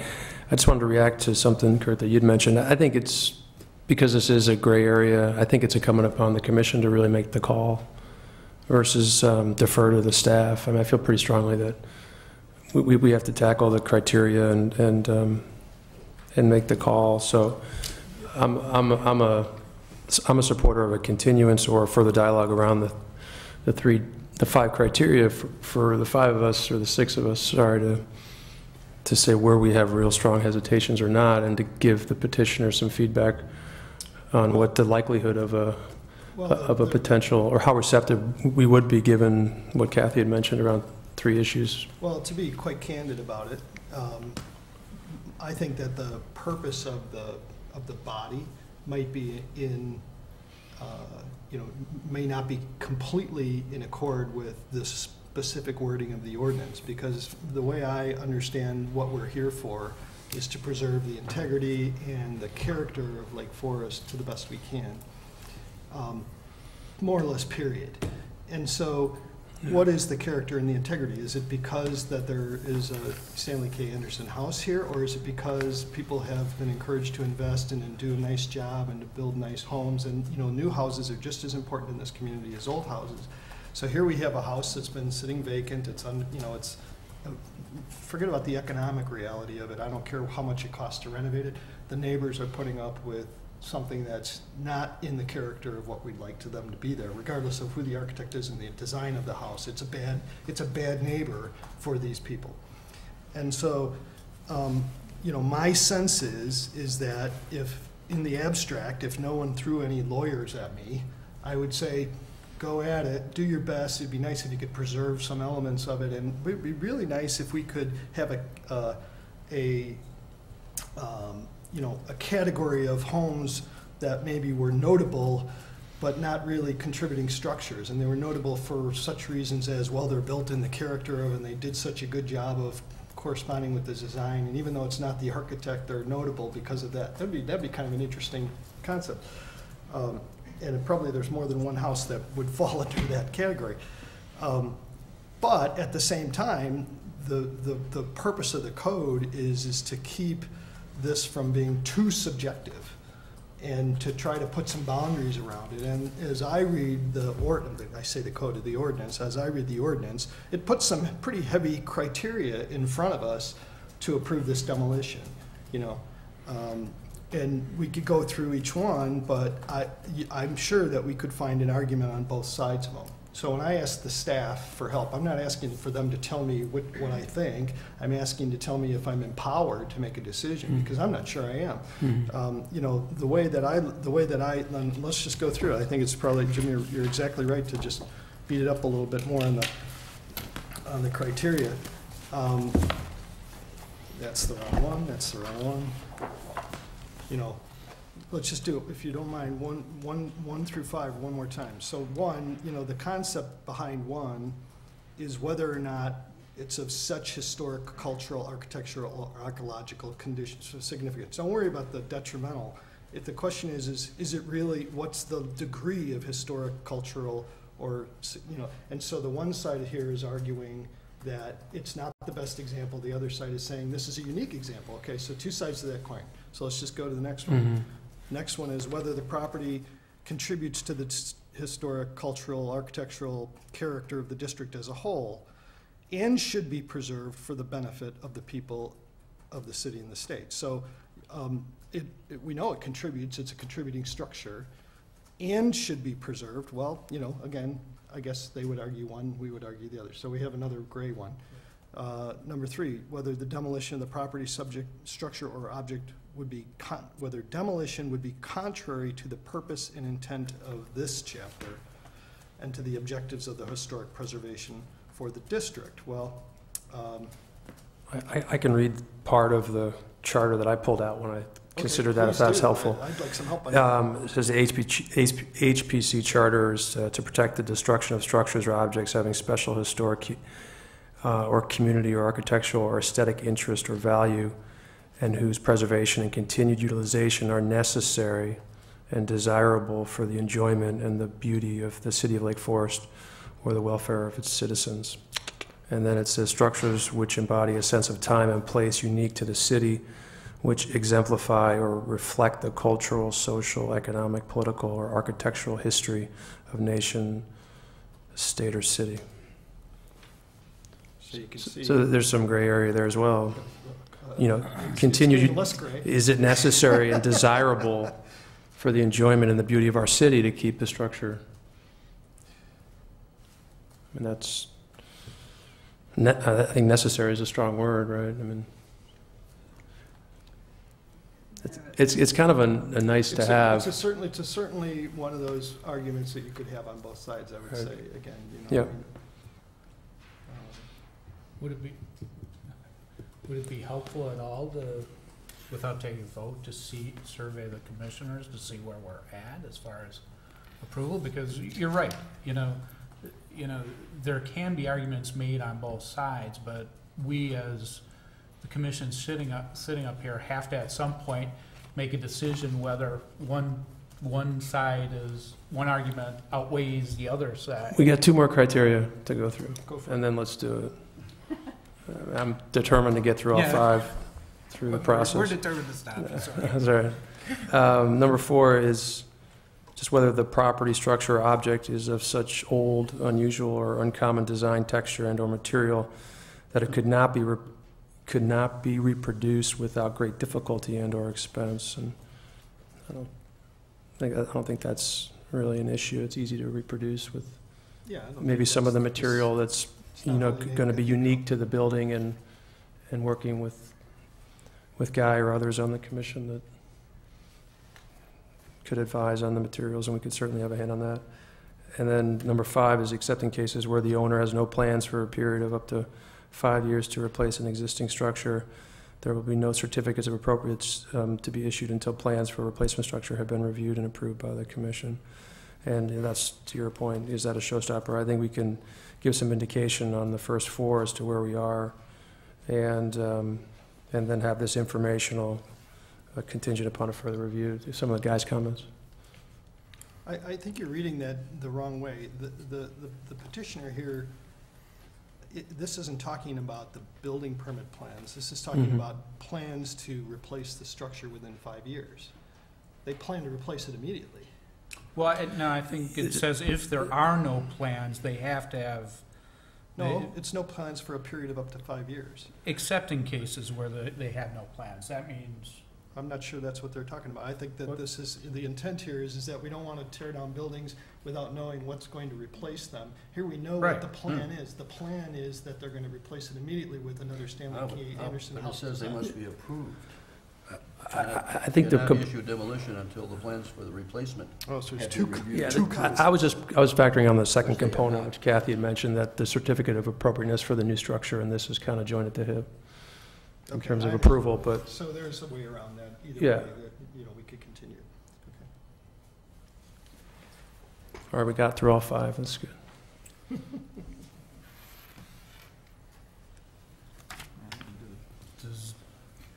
Does any commissioner come down one way or the other as far as demolition goes?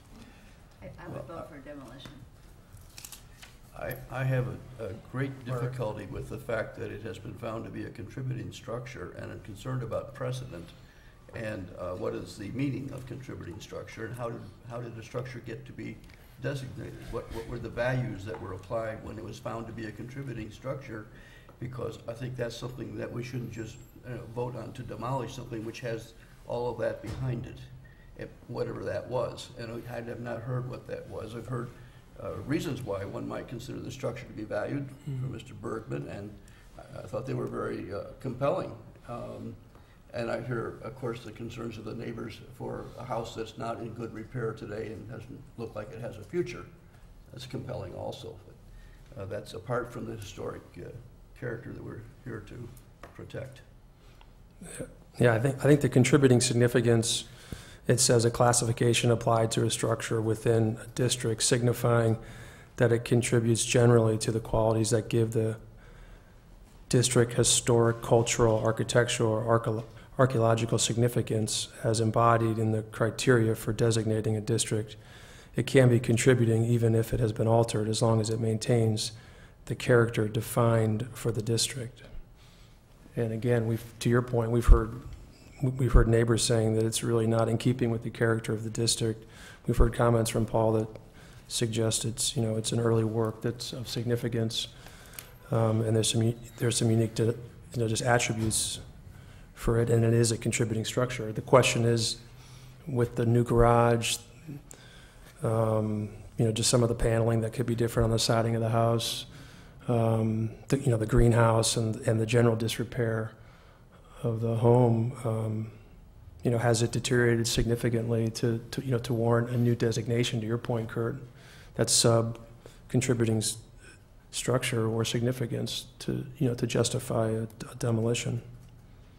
And realize that if we say no to a demolition, what we're saying is that we need to somehow figure out how to make this structure, which I think all recognize there's at least some shortcomings to, work for, in the real world for a modern family. And so when I think about that, I look at it and I say, I don't see that as likely to happen. I think they would have proposed that. I think they studied that and tried to determine whether that could be done. I think they know their job would have been much easier if they would have salvaged the house and come before us with a grand scheme to make this into a wonderful, home. From my point of view, it looks to me like the original home is probably unlikely to have the kind of character that at least from the standpoint of the neighbors would say that it's, the character of Lake Forest that we're trying to preserve. I don't know if any of you have seen the house that Mrs. Downey had on Mayflower Road, and she worked so hard. I call it the troll house. I don't know if that's not what you call it, but she worked so hard on that, and to make it more historical or keep it.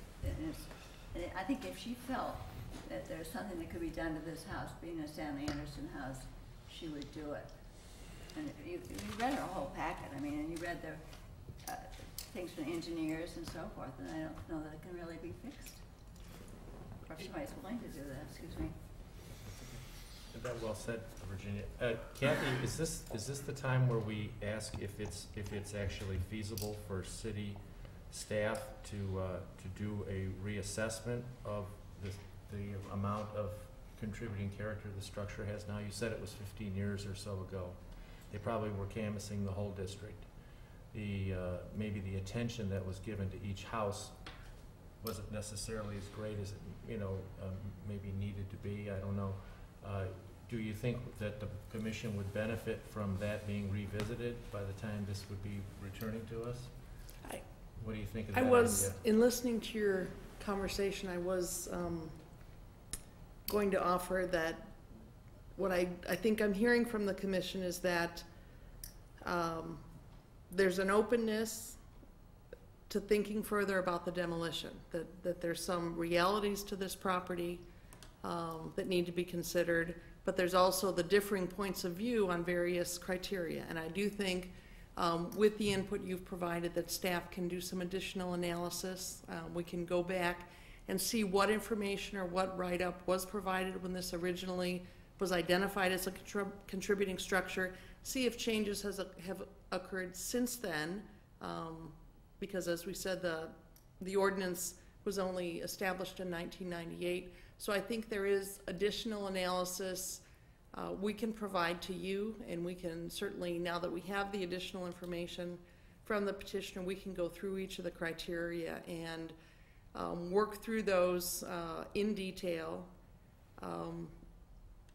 Again, I don't want to mislead the petitioners, but my sense is that the commission is open to the idea of demolition, would expect more justification, more clarification, more information, and more refinement of the replacement structure.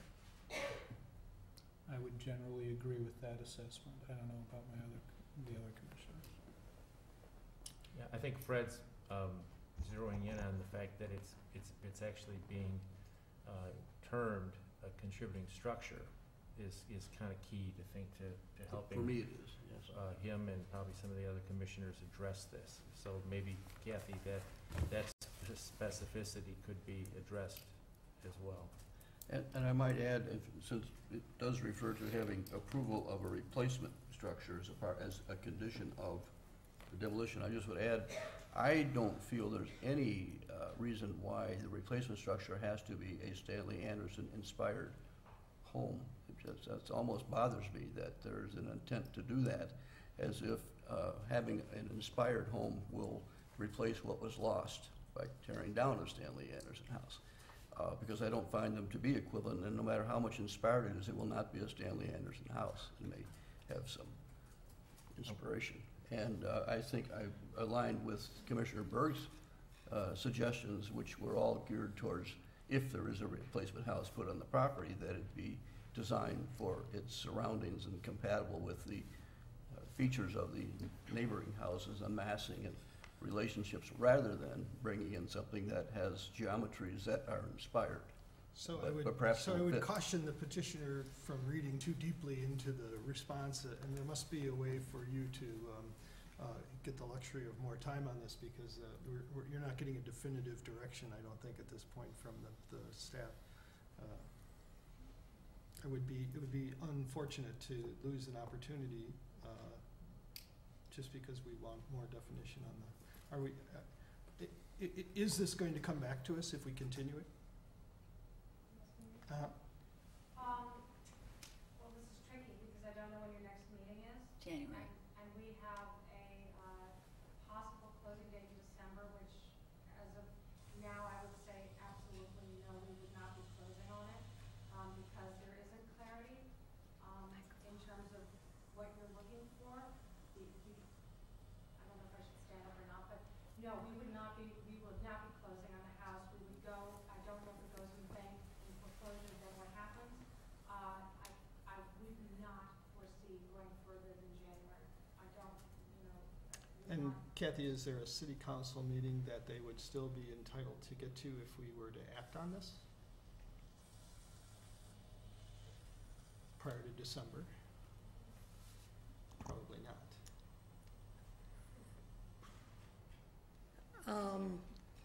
If you acted on it tonight, Or they could only take it to city council if we turned it down. we would not be going to city council. I see. This is not, what you see is what you get. There's not a litigious bond in the body. First of all, there is all down. Well, that's not a. But this is what it is. That's why the neighbors all were shown the plans or So just to make sure I understand, We probably should have Ms. Downey come up to the we microphone please do because that? we're not getting any of these. It's, we've got This viewers at discussion. home. it's on television and they It's- can't hear you. So now you have to reintroduce yourself again. No, I'm just kidding. We know who you are. So I guess just to be clear, Yeah. I think where we were talking about is that for such a complex issue, the luxury of more time on our part would be nice. What we're asking you is, if we were to continue this, would we see you again? And I think what you're telling us is that we're unlikely to see you again. Well, I want to refer to something that Mr. Berg said, because I think it's important when he talked about, we don't want to be held kind of hostage to the situation where we have to make a decision.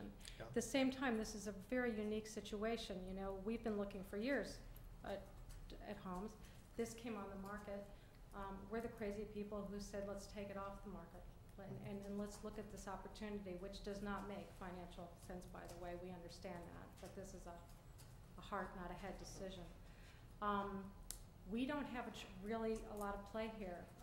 We're going to be dealing with, or someone's going to be dealing with the bank, and it happens to be Bank of America, which right now might be a tad backlogged.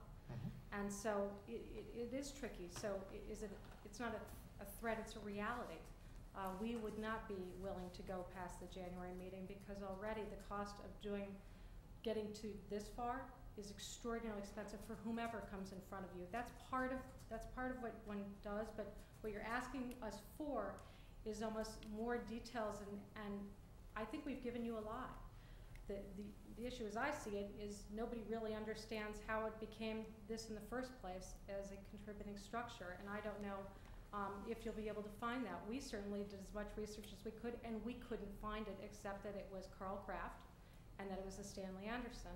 And I think the point has been made that, out of his 200 plus works, not all can be perfect and be great. And so there are both sides. I respect Paul enough to have handed him our plans.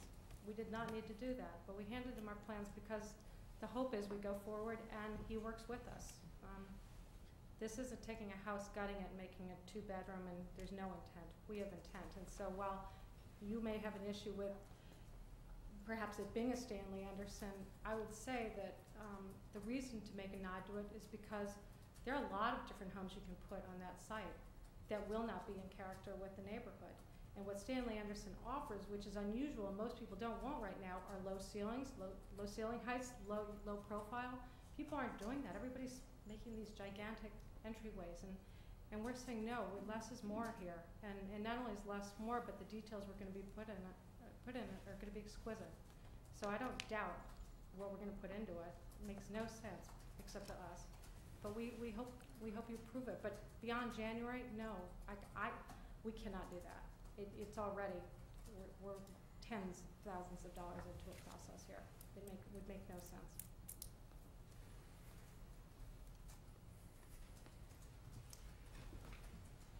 Okay.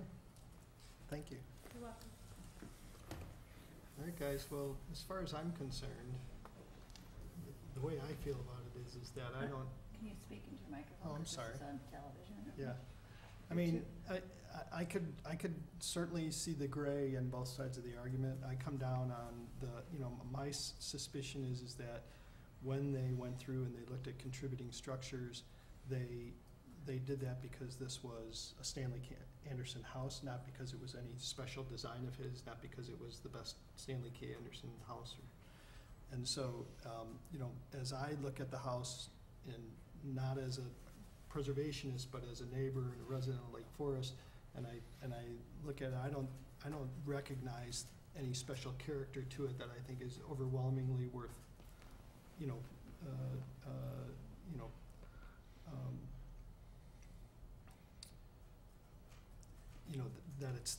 that I would say, oh, this is the reason why this is the standard for historic structures in Lake Forest, and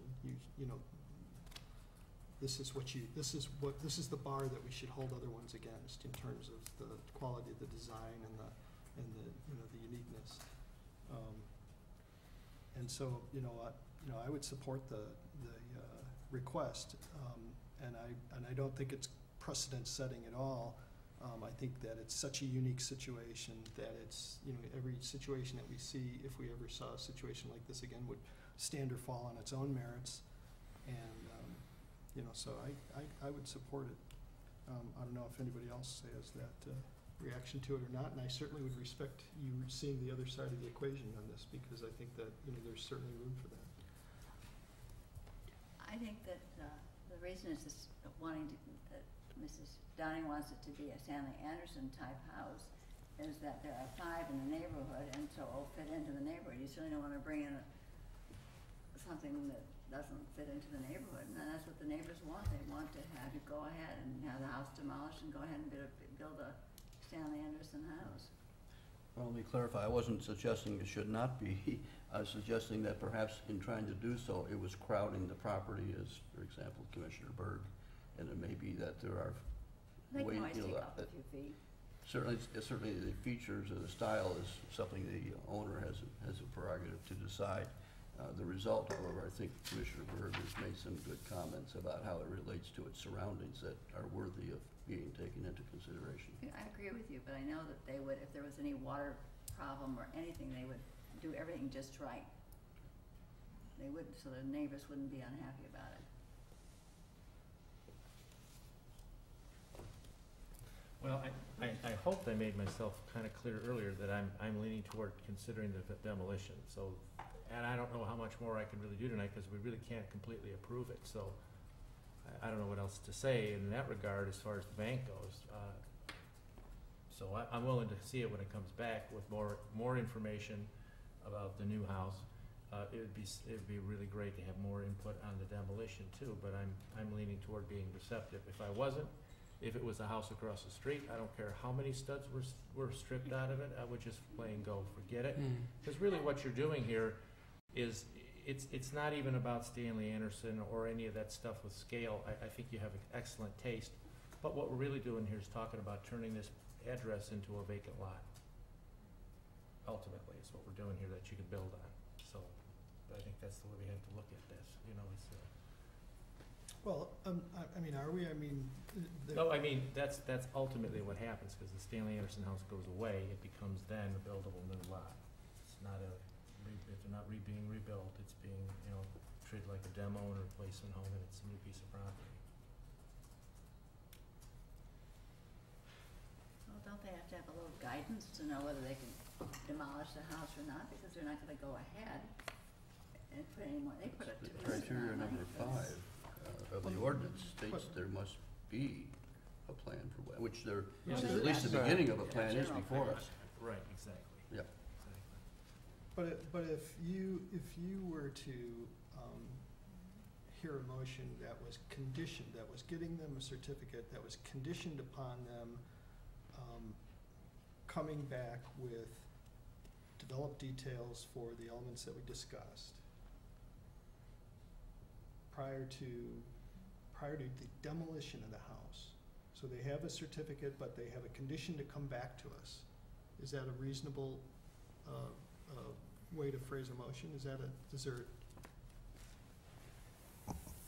I think your motion's stronger. Some of you have begun to give an indication of support for the demolition. I think your whole motion becomes stronger if you finish giving that indication and then continue the matter stating conceptual support for the demolition, direct that the findings be further developed based on your comments, and that the replacement structure as well be further refined and developed as directed, and be brought back to you in January for action.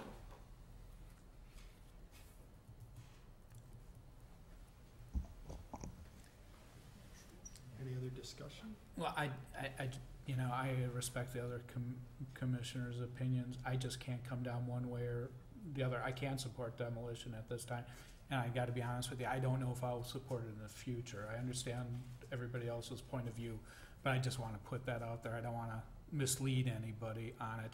I very well, if it comes back later and there's more information given to me, I may support demolition, but I can't say that I would come down one way or the other on it at this point. So I just wanted to, be forthright with you as far as that goes.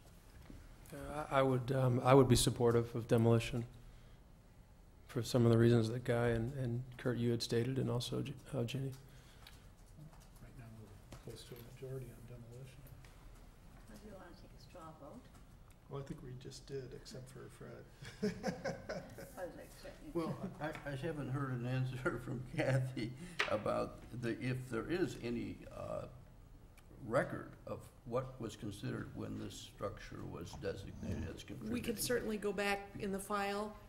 My guess is probably the fact that it was designed by Stanley Anderson and based on Right. the occupants of the house. Okay, I think those are criteria, and I think in verifying that, we can take much of the information we learned tonight and then give you another opinion.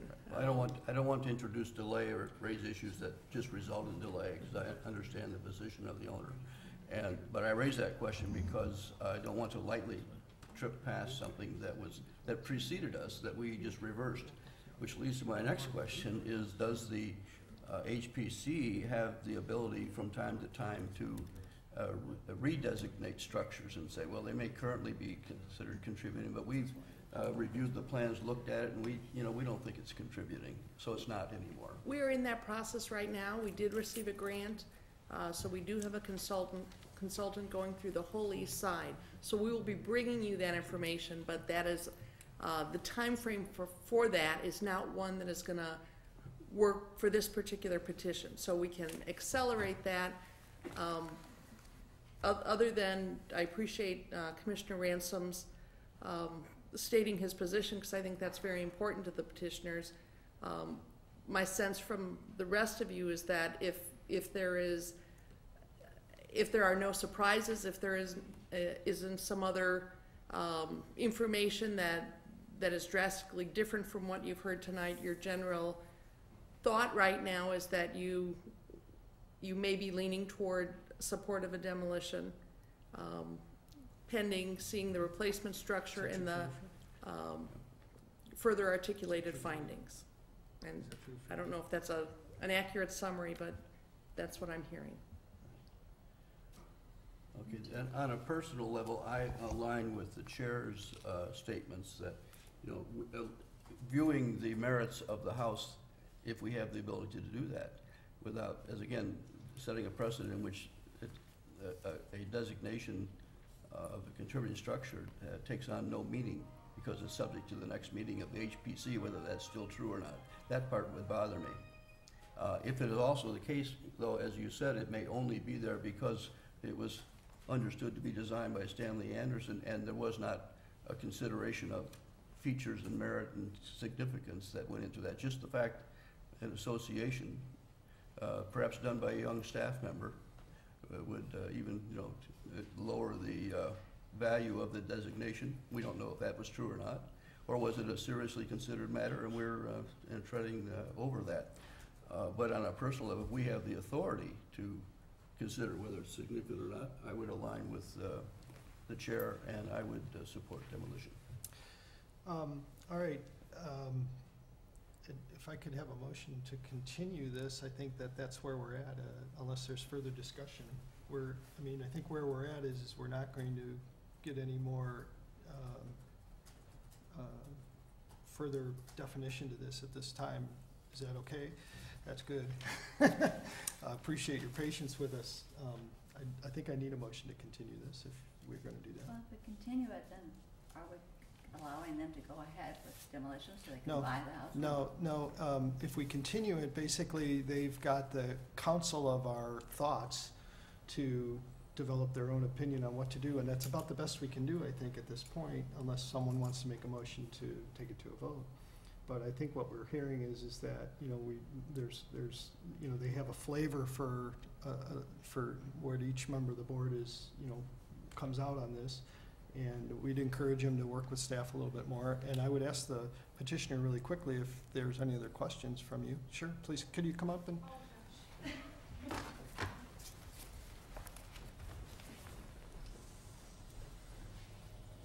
Well, I thought I understood what you were doing, and then you just circled back into another place, so I wanted to try see Sure. if I understand. Mm-hmm.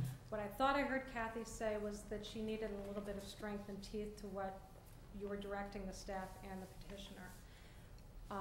I thought I heard it said that you could talk about demolition if that was in fact where you were headed, but with the following criteria that Mr. Berg perhaps brought up about some of his concerns with the neighbors. Right. So that's what I heard, and now what you're saying is, what I think I hear you saying is that no, actually it's a continuance. There is a difference for me as the petitioner. What you're saying now, I have to say, I'm a little nervous. That doesn't feel like there's some teeth, because I actually think I hear people saying we really are supportive of it, but I'd like to find out why it was considered a contributing structure. When I first called on it, it was because I was told it was because it was Carl Kraft and it was Stanley Anderson. That was the extent of what we got, and I felt that we addressed both of those issues.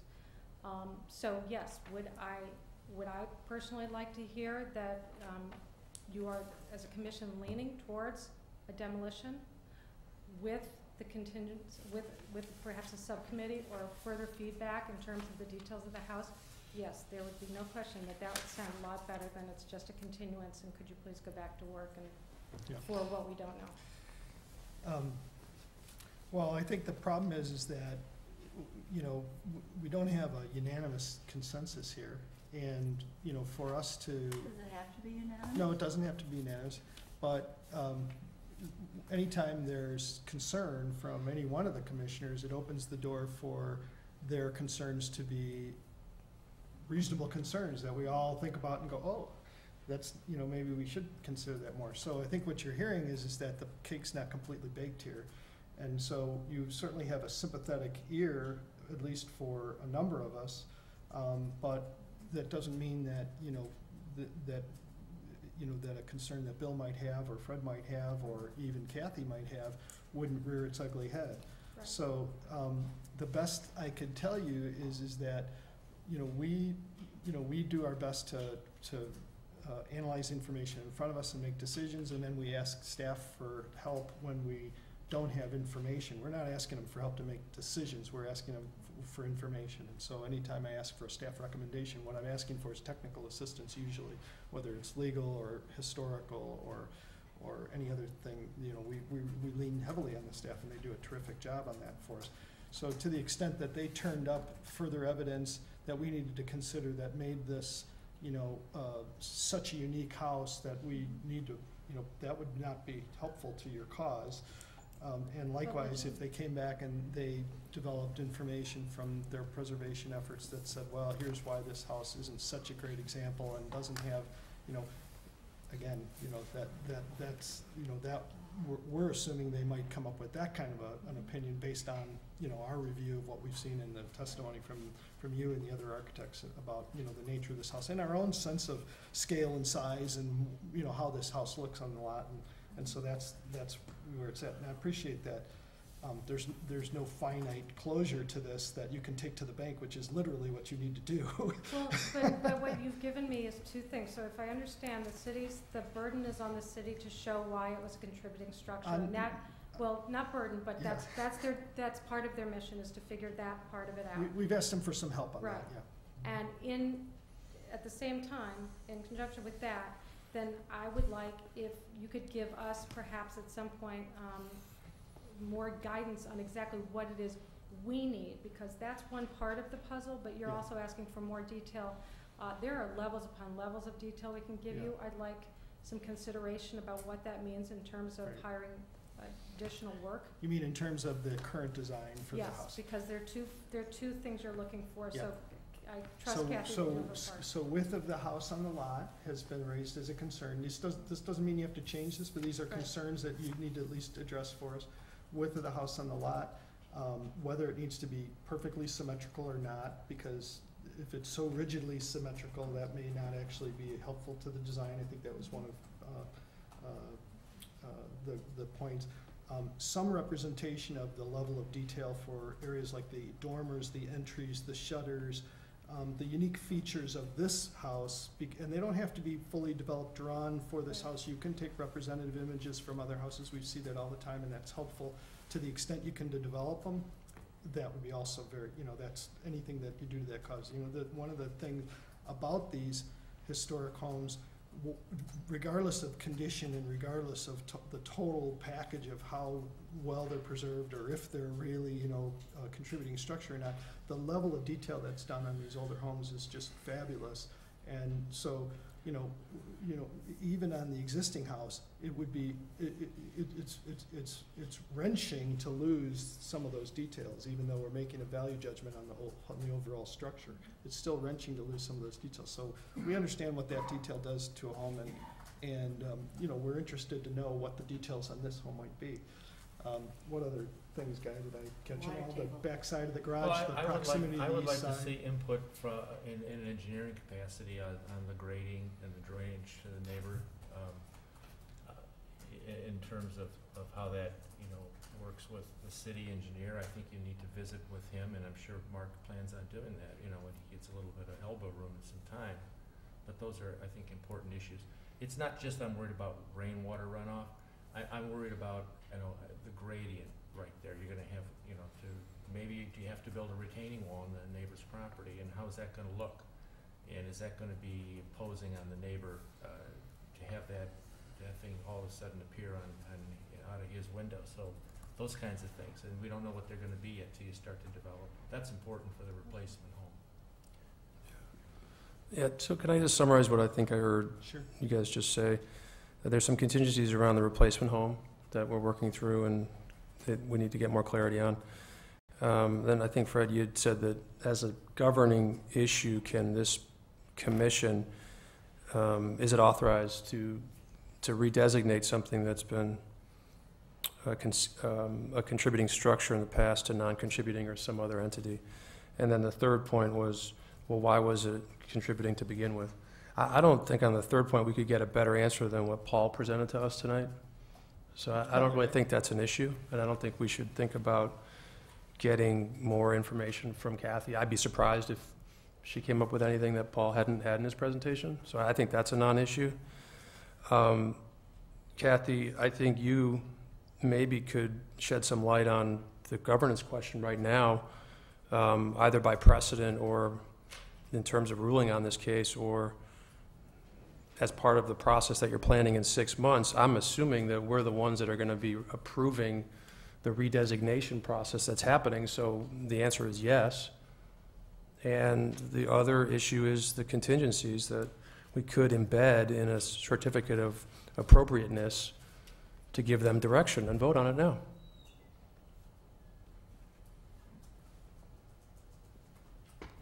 And not kick the can. I mean, I think we could do that. Did you ask Kathy a question? She's wondering. So the second question was, well, do you think you could bring up more information to bear as to why it was designated a contributing structure than Paul's presentation? Yes, I think we can do further analysis on the information we received from the petitioners on Friday. And based on that, there may be some follow-up research that we can do, that we could bring you stronger findings. Is my expectation that we would be able to bring you stronger findings.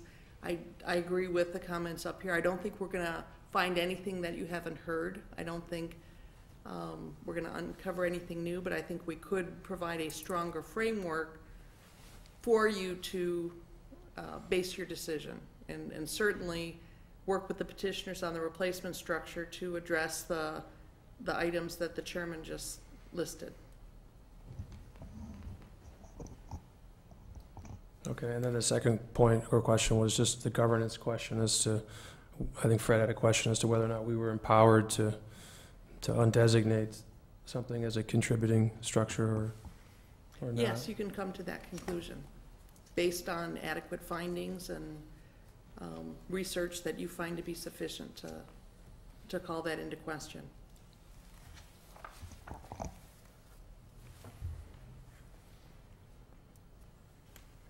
Could you clarify, Kathy? I may not have heard you well, but you were saying that the HPC does have the authority to designate or undesignate structures that to be contributing. Did I hear you say that? I don't think you're talking about designation. I think you're talking about whether properties are identified as contributing or non-contributing to the district. Properties are designated through a process, either as part of a district or as a local landmark. The designation process comes before the Historic Preservation Commission and then goes to the City Council. But instead, what we're talking about here is the property's in the district, it's going to remain in the district because that district covers the whole east side. So the question is there enough justification for the commission to make a finding that it's not a contributing property to the district? And yes, we can do further research using much of the research that was presented by the petitioners, and we can bring back findings to you that either support that or don't support that. Yeah, I would prefer to have it done in a manner where city staff and professional historical consultants of whatever capacity the staff thinks they need to make those determinations, what is contributing in the district. When I decided to become a member of HPC, I didn't think I was going to have a rolling duty to kind of unselect and select what's contributing. So actually, I disagree with you that we should buck up and just start changing it, because you might be having a bad night in a couple months and some guy's poor house is going to be uncontributing. I don't think that's what the community members want to have happening. That's just, because I don't know. That's well said. Okay, Yeah.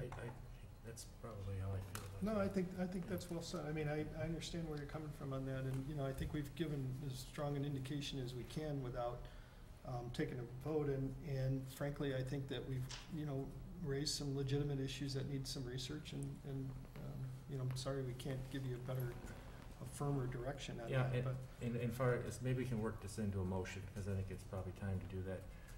I think the petitioner should appreciate that we've actually taken the time to question whether the listing of this property as a contributing structure is even being discussed. I think that's probably all the direction we can give you right now with your petition as far as your financial arrangements. But I would make a motion that we continue it. We've discussed that we are actually considering whether or not it should be retained as contributing, and asking the city to look at it and give it another review. This would give the petitioner time to have his architect continue their skillful replacement home design and further refine details that we would like to see it, develop toward a good infill project. And he's familiar with those criteria, I believe. Anything I might have missed, feel free to chime in. Motion was made by Mr. Chairman, or Commissioner Berg. Is there a second? Second. Second. There's 2 seconds. Commissioner Ransom, all in favor, say aye. Aye. So the motion's continued. Hopefully, we've given you enough guidance. I appreciate your efforts, and good luck. We have one more, no, we have a couple more, but we have one more big agenda item, so we're going to move right away with it before the hour gets too late. This is a request for consideration of a certificate of appropriateness to allow partial demolition and construction of an addition to the residence located at 530 East Crabtree Lane. And does anybody need a break? Are you okay? Mr. Chairman, I'd like to ask permission to recuse myself due to the acquaintances I have with the petitioners. Thank you, Guy. Good evening. Good evening. Good night. Any other conflicts of interest? I assume none. Thank you. Take a break, that's why I asked. This last motion just passed.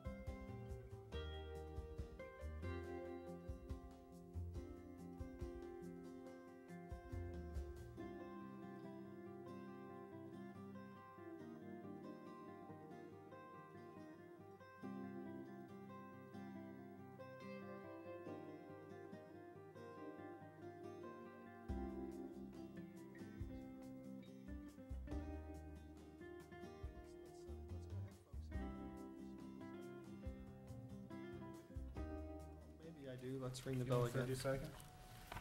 There's the bell. Come back to commercial. Maybe Fred's waiting for the bell. All right, so here's Fred too. This is, again, 530 Crabtree Lane, so why don't you tell us what you're doing?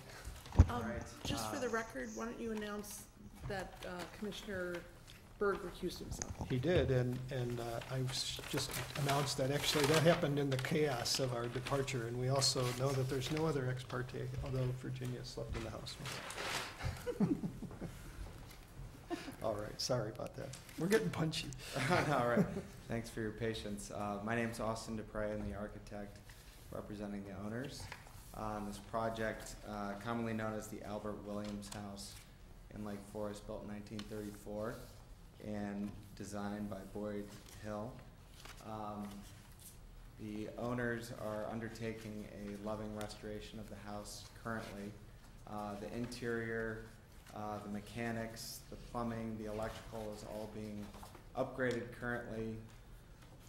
They've been working on the project for about 5 years now, and they've finally lived with the house long enough where they're ready to create an addition and do some work on the exterior. So tonight is a presentation about some plans for demolishing 2 sections of the house that are not original to the house and replacing them with architectural elements that seem more consistent with the original house. So just in terms of getting us familiar with the property, right here we're on Sheridan Road. The property lays on about an acre and a half.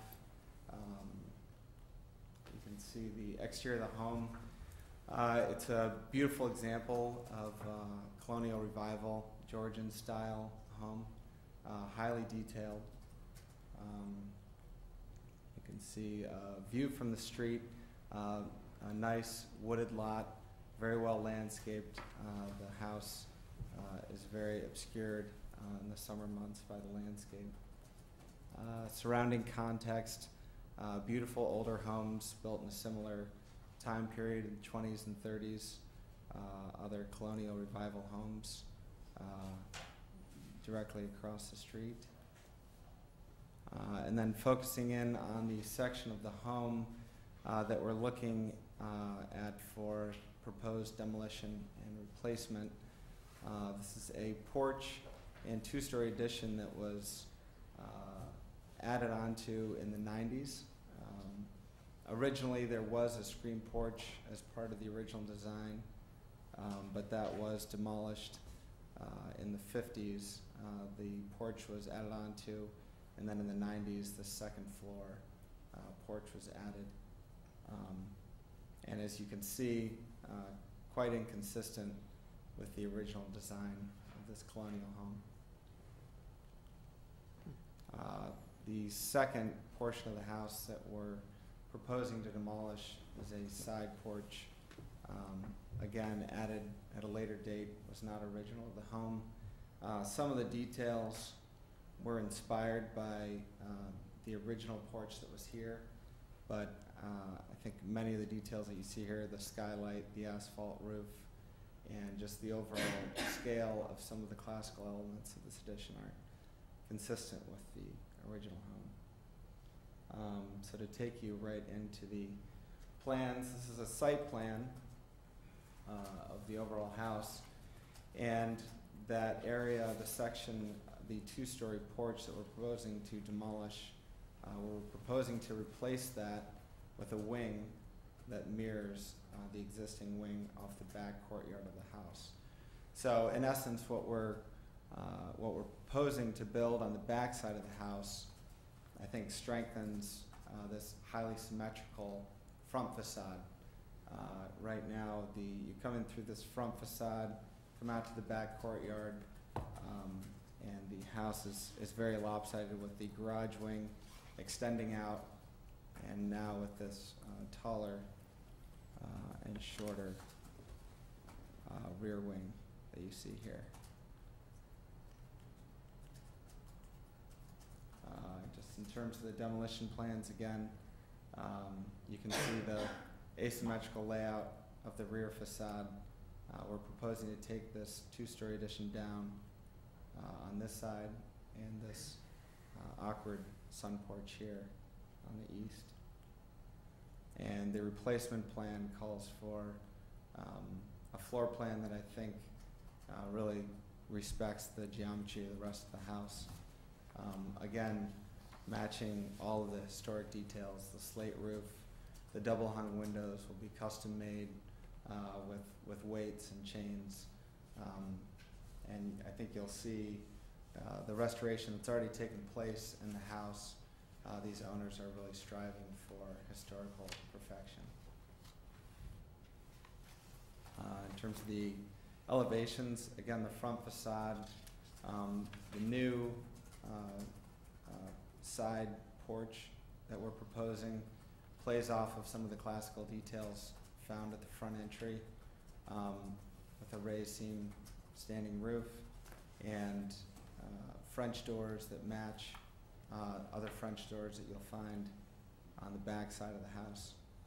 And again, this wing that's being proposed on the east side of the courtyard, matching the exact scale, height, and proportion of the wing found at the west side of the east side of the courtyard.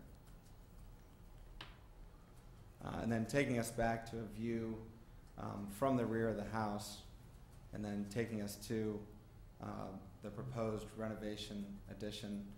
Again, we're not trying to create something out of thin air. We're really trying to respond to exactly what's there as precedent.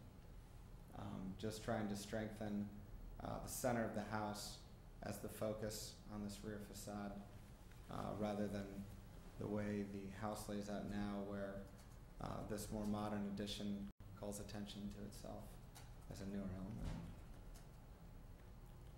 And then at the front facade, again, you can see this more modern side porch addition and the proposed replacement, trying to be more consistent with the strong classical entry at the center of the house.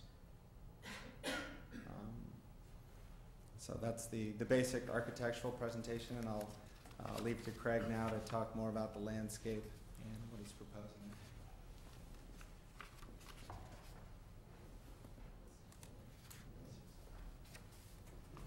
Good evening, everybody.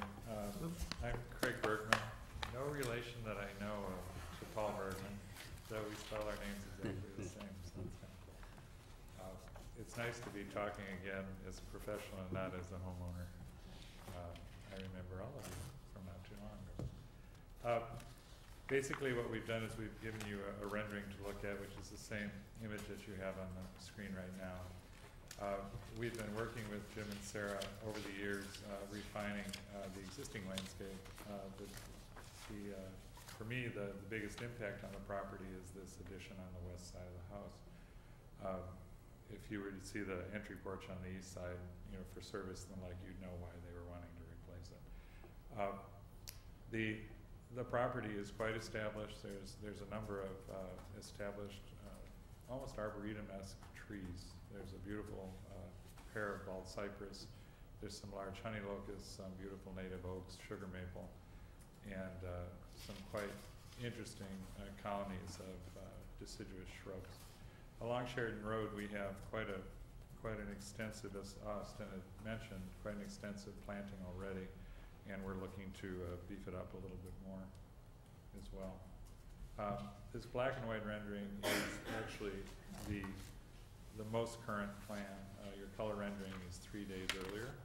So if you want to see the true plan, I brought copies of that for you as well. The real quality of the landscape here is very much a park. The intention of the 10 Brooks is to actually keep the park-like atmosphere for sure. I decided to put some Lake Forest images in of gardens that we've done that give a sense of what our finished landscape would be on this property. Big expansive lawn, specimen trees out in the lawn, breathing room up against the walls of the structure so one can see the house. This happens to be over on Laurel, an old straw property. There will be a proposed garden out the west side. of the main axis, the east-west axis between the east mass and the west mass of the house. That will be predominantly herbaceous in nature, formal flower beds with a lawn axial path leading towards a terminus that actually is perfectly on center with the axis that runs through to the center of the garage of the existing east wing.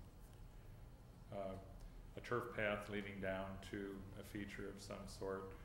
This happens to be a job in Highland Park, but at the end we're thinking of maybe mirror imaging water features or something, masonry wall with a wall fountain or something.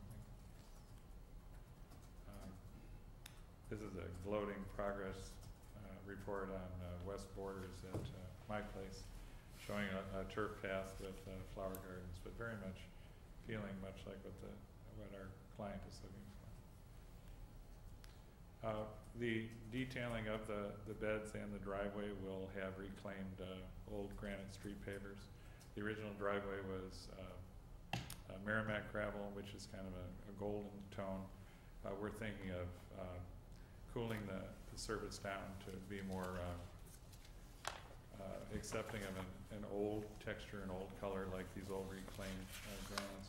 This is paving from the Noble Judah house, just to kind of give you an idea of that's the look, that's the old flavor of the entry aprons and the detailing in the gardens that we were using. There's a proposed section of wall along the edge of the service driveway that takes you around this new porch that Austin's group has designed. We're suggesting to pick up on an old colonial theme and use a perforated wall detail because it is their property. We're trying to give some screening of the driveway, but we like the idea of having it have a more airy feel. More than likely we'll espalier fruit trees on these walls. So the borders that I was speaking of run out the central axis, which is on perfect center with this edge here. We bulked up the screening along Sheridan Road to provide even more screening of the west addition. Right now you can see from across the street, you can see through to the second story sleeping porch that's there now. And then the perforated wall that I was speaking of was right along the edge of the breakfast porch over here. There is historically an old vegetable garden that we are restoring here. Our biggest impact feature is on this new construction and on the new landscape is that there is an old honey locust that's positioned right where my shaking green dot is. There's one over on the right-hand side, or the east side of this open space, and you'll see that we've included a care of trees letter with an arborist prognosis of whether this big mature honey locust would survive the overdig and the construction for the full basement of this addition. When the addition was done in the 80s, this tree definitely had been compromised. Its root structure must have been severed at that point because it was a slab screen porch with no second story, and when they put the new screen porch on, they put a full footing to support the second story. As you know, our weather comes predominantly from the west, secondarily from the north, and it did regroup and obviously grow enough roots to not topple onto the house. But this year and last year, the west honey locust, which is the tree we're talking about, actually defoliated in the fall before the east one did. It has a couple of great big burls on major branches, and there has been tree care done since our client bought the house in 2006 on all of the major trees. So they've done everything they could to preserve every tree on the property. We're restricting construction access. We're doing everything possible, but as you can see from the letter from Care Trees, that they truly believe that with the overdig, there will be such a substantial root loss that the tree won't be able to truly support itself, even with canopy pruning, to keep it from maybe tipping over onto the main block of the house or the east side of the house. Our intention, our every intention, is to actually increase caliper inches more than what the required minimum would be to replace this tree. And honestly, the three largest man-made or man-planted trees from the original landscape are all honey locusts, and they're basically all the same age. So what we'd like to do is we'd like to start mixing species up. We've already lost an American elm on the west side of the front door, which we're replacing with a disease-resistant Dr. Ware hybrid elm from Morton Arboretum. And we're trying to get some more quality trees in here and not stick to one variety of tree, which, as you know, can be a problem over time. Do you have any questions about the landscape plan? Yeah, I have a question. And thanks for the presentation. It was great. Can you tell me a little bit more about the hedgerow that is going to protect the southeast entrance or the side entrance from the street? How tall will that be? When you say south, So the southeast part of the house, the actual replacement structure there? Mm-hmm. Yeah, so there, on this plan here, there's just, it looks like a protective hedgerow. It's hard to see because these plans are so tiny, but from this corner, the southeast corner of the structure, we're planting a 6-foot yew hedge that will provide, in essence, privacy from the access view to the street right here. And then there would be there's a pair of brick columns with gates to be able to keep the backyard of the property fully enclosed, to keep the dog in, and hopefully help keep the deer out. The wall that I was speaking of actually parallels the edge of the driveway right here. Okay. So as it relates to screening, if you know the property, it's fully screened already with plant material that's anywhere from 6 to 20 feet tall all along this edge. And what we're doing is we're screening right at that glass area to just kind of keep the predominant box of the house, the main layer.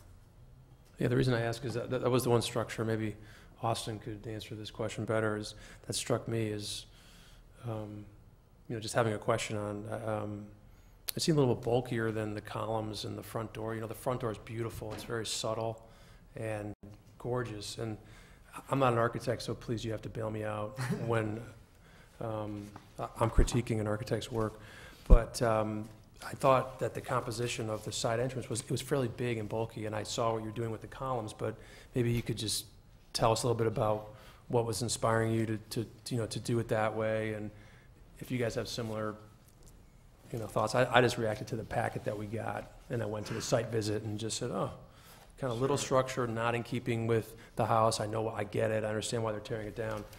And then I was just going to ask how you were inspired to design the southeast portion. Yeah, no, I'd love to respond to that. And actually, the rendering that was sent out in your packet was really a concept rendering for the client, but it really focused primarily on that glass room.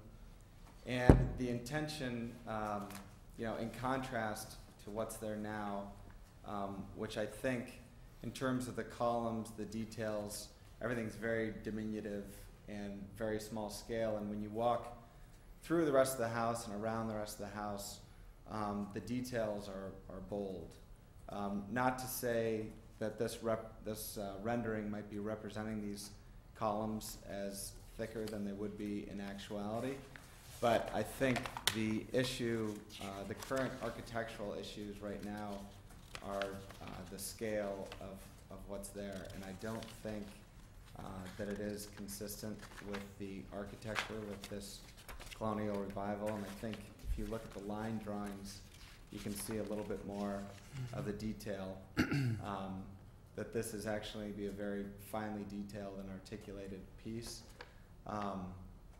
We definitely were looking more critically at the scale and have developed it since your packet into what we're presenting here tonight. But really, I think the scale, the width of the columns, the height of the columns, they need to be just as bold as the front facade. Yeah. When you look at the overall composition of the front, I still think it doesn't dominate the front facade, but I feel like it is more contextual. I feel like you can see these as part of one language, rather than seeing these two things as part of an evolution part of kind of a different. Yeah, I think it's, I like it. I think it's well done, actually, yeah. Yeah, I mean, it. Thanks. The Williams would be very happy.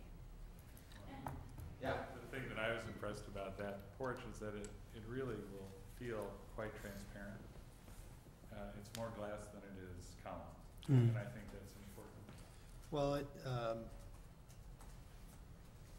And Yeah. then one last thing to add, Sure, sorry to please. interrupt. But we shortened this hedgerow down specifically for this presentation because we wanted you to See really it? see the architecture and not totally mask it, but in Yeah. reality, the idea is that this hedgerow is gonna come right up to Mhm. here, and that we really do want this to be a background feature and have the door highlighted, but we still want, when you come around this corner and see this porch, we want it to feel like it was really inspired by Yeah. this original piece. well, I always appreciate a design that when it's executed and done, you can't tell what was new and what was old and where the seam is. And I think that's the difference between this and what's there now. There's a clear seam in the last one. This one, you don't know. And it's in the vernacular. It's nicely done. So I applaud it. That one's obviously, was done later. It's not part of the original design. Yeah. So that's something we always aspire to is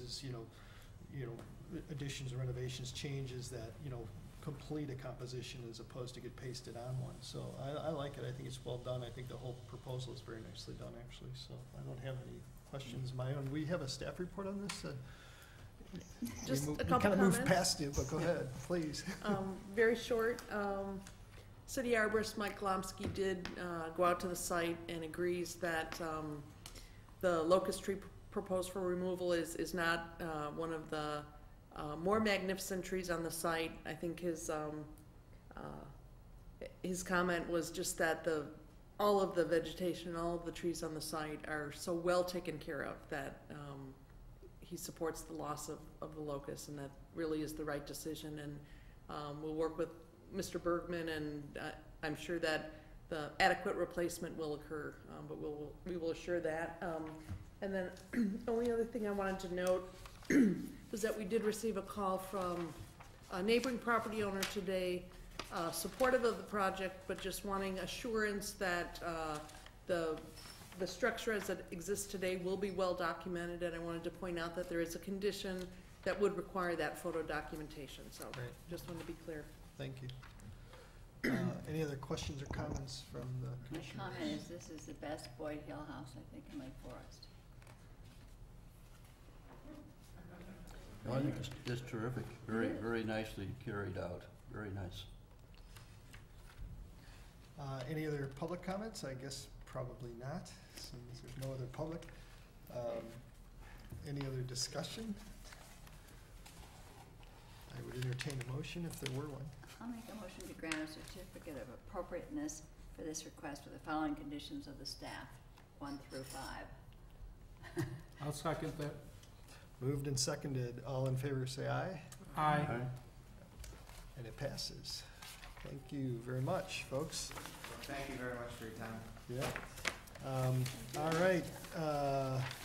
We have a couple other items quickly. We have consideration for the 2011 meeting schedule, which I think was all in our packages. Can I ask a question on that? Sure. Kathy, Yes. regarding 475 Westminster, if our commission was willing to meet in December, I mean, not at Christmas time, but maybe December 14th, I mean, I don't know what the date is, but would that help you? I think that for us to adequately work with the petitioner and turn something around in that short of a time frame, Too fast. you probably get a better product if you wait till January. We're working on another issue. The subcommittee for One Stonegate had briefly talked about perhaps a meeting in December, but now have agreement to move that also till January. So to do any meeting before Christmas, we'd be very close to needing to get materials in and review those. Would it help if we met before January 26th in January? Why don't we work with the petitioners? I think sometimes taking the time and getting the information in and getting you a full staff report in a timely manner may be most helpful. Okay. A question on that, Kathy. Did I understand, though, from the petitioner that they needed to have a decision or have information that allow them to make a decision before December, or they're not gonna be going forward with the project? My understanding was that they needed a decision in January Oh, in order to, that going beyond January would be a problem. beyond January. January. Yeah. Okay. That's what I just thought January 26th is better, like at the end of the month, if we could help them out some way. Just a thought. Just- Okay. I just had a question about the September meeting date. It's not our regularly scheduled date. I was wondering why that was. I believe that is a Jewish holiday, and that's Oh. why it has been moved to the 27th. It's good enough for me. Do I need to act on the meeting commission? Yeah, Do we need a motion for to that? approve. Yes. Then I'll entertain a motion. I'll move to approve the meeting. Motion made by Commissioner Ransom, second by, One second. there you go, Mr. Me. Commissioner Moyer. All in favor say aye. Aye. Aye, there's another approval tonight. We have an opportunity for the remaining public to talk to us. Since there's none here, we won't do that. And any other information from the staff? Just one brief point of information. The City Council recently directed the Historic Preservation Commission to consider whether the Historic Preservation Ordinance should be enhanced, as some communities have done, in an effort to prohibit demolition by neglect of a structure. I think some of that is what you're facing tonight. We do have, in our code, we have, in the nuisance portion, regulations regarding distressed properties and what people need to do to keep properties secure, keep them weather tight. Many communities have taken the further step of actually specifying that neglecting a structure or a property cannot be used as cause to support demolition. We have not done our research. We'll be working with the city attorney. We'll be looking at other communities. But I just wanted to give you a heads up that we will be bringing some information on that to you for your discussion, and then ultimately for your direction to city council. Either this is something that should be pursued or it is not. Okay, thank you. Do I have a motion to adjourn? So moved by Commissioner McTier, seconded. Seconded. Seconded, I got two of them. You take your pick. All in favor, say aye. Aye. Opposed, there we go, we're All good. those opposed? Thanks, folks. I never ask for opposed votes unless I don't hear them. I suppose I should, but, thank you. Especially for adjournment. Well, everybody have a wonderful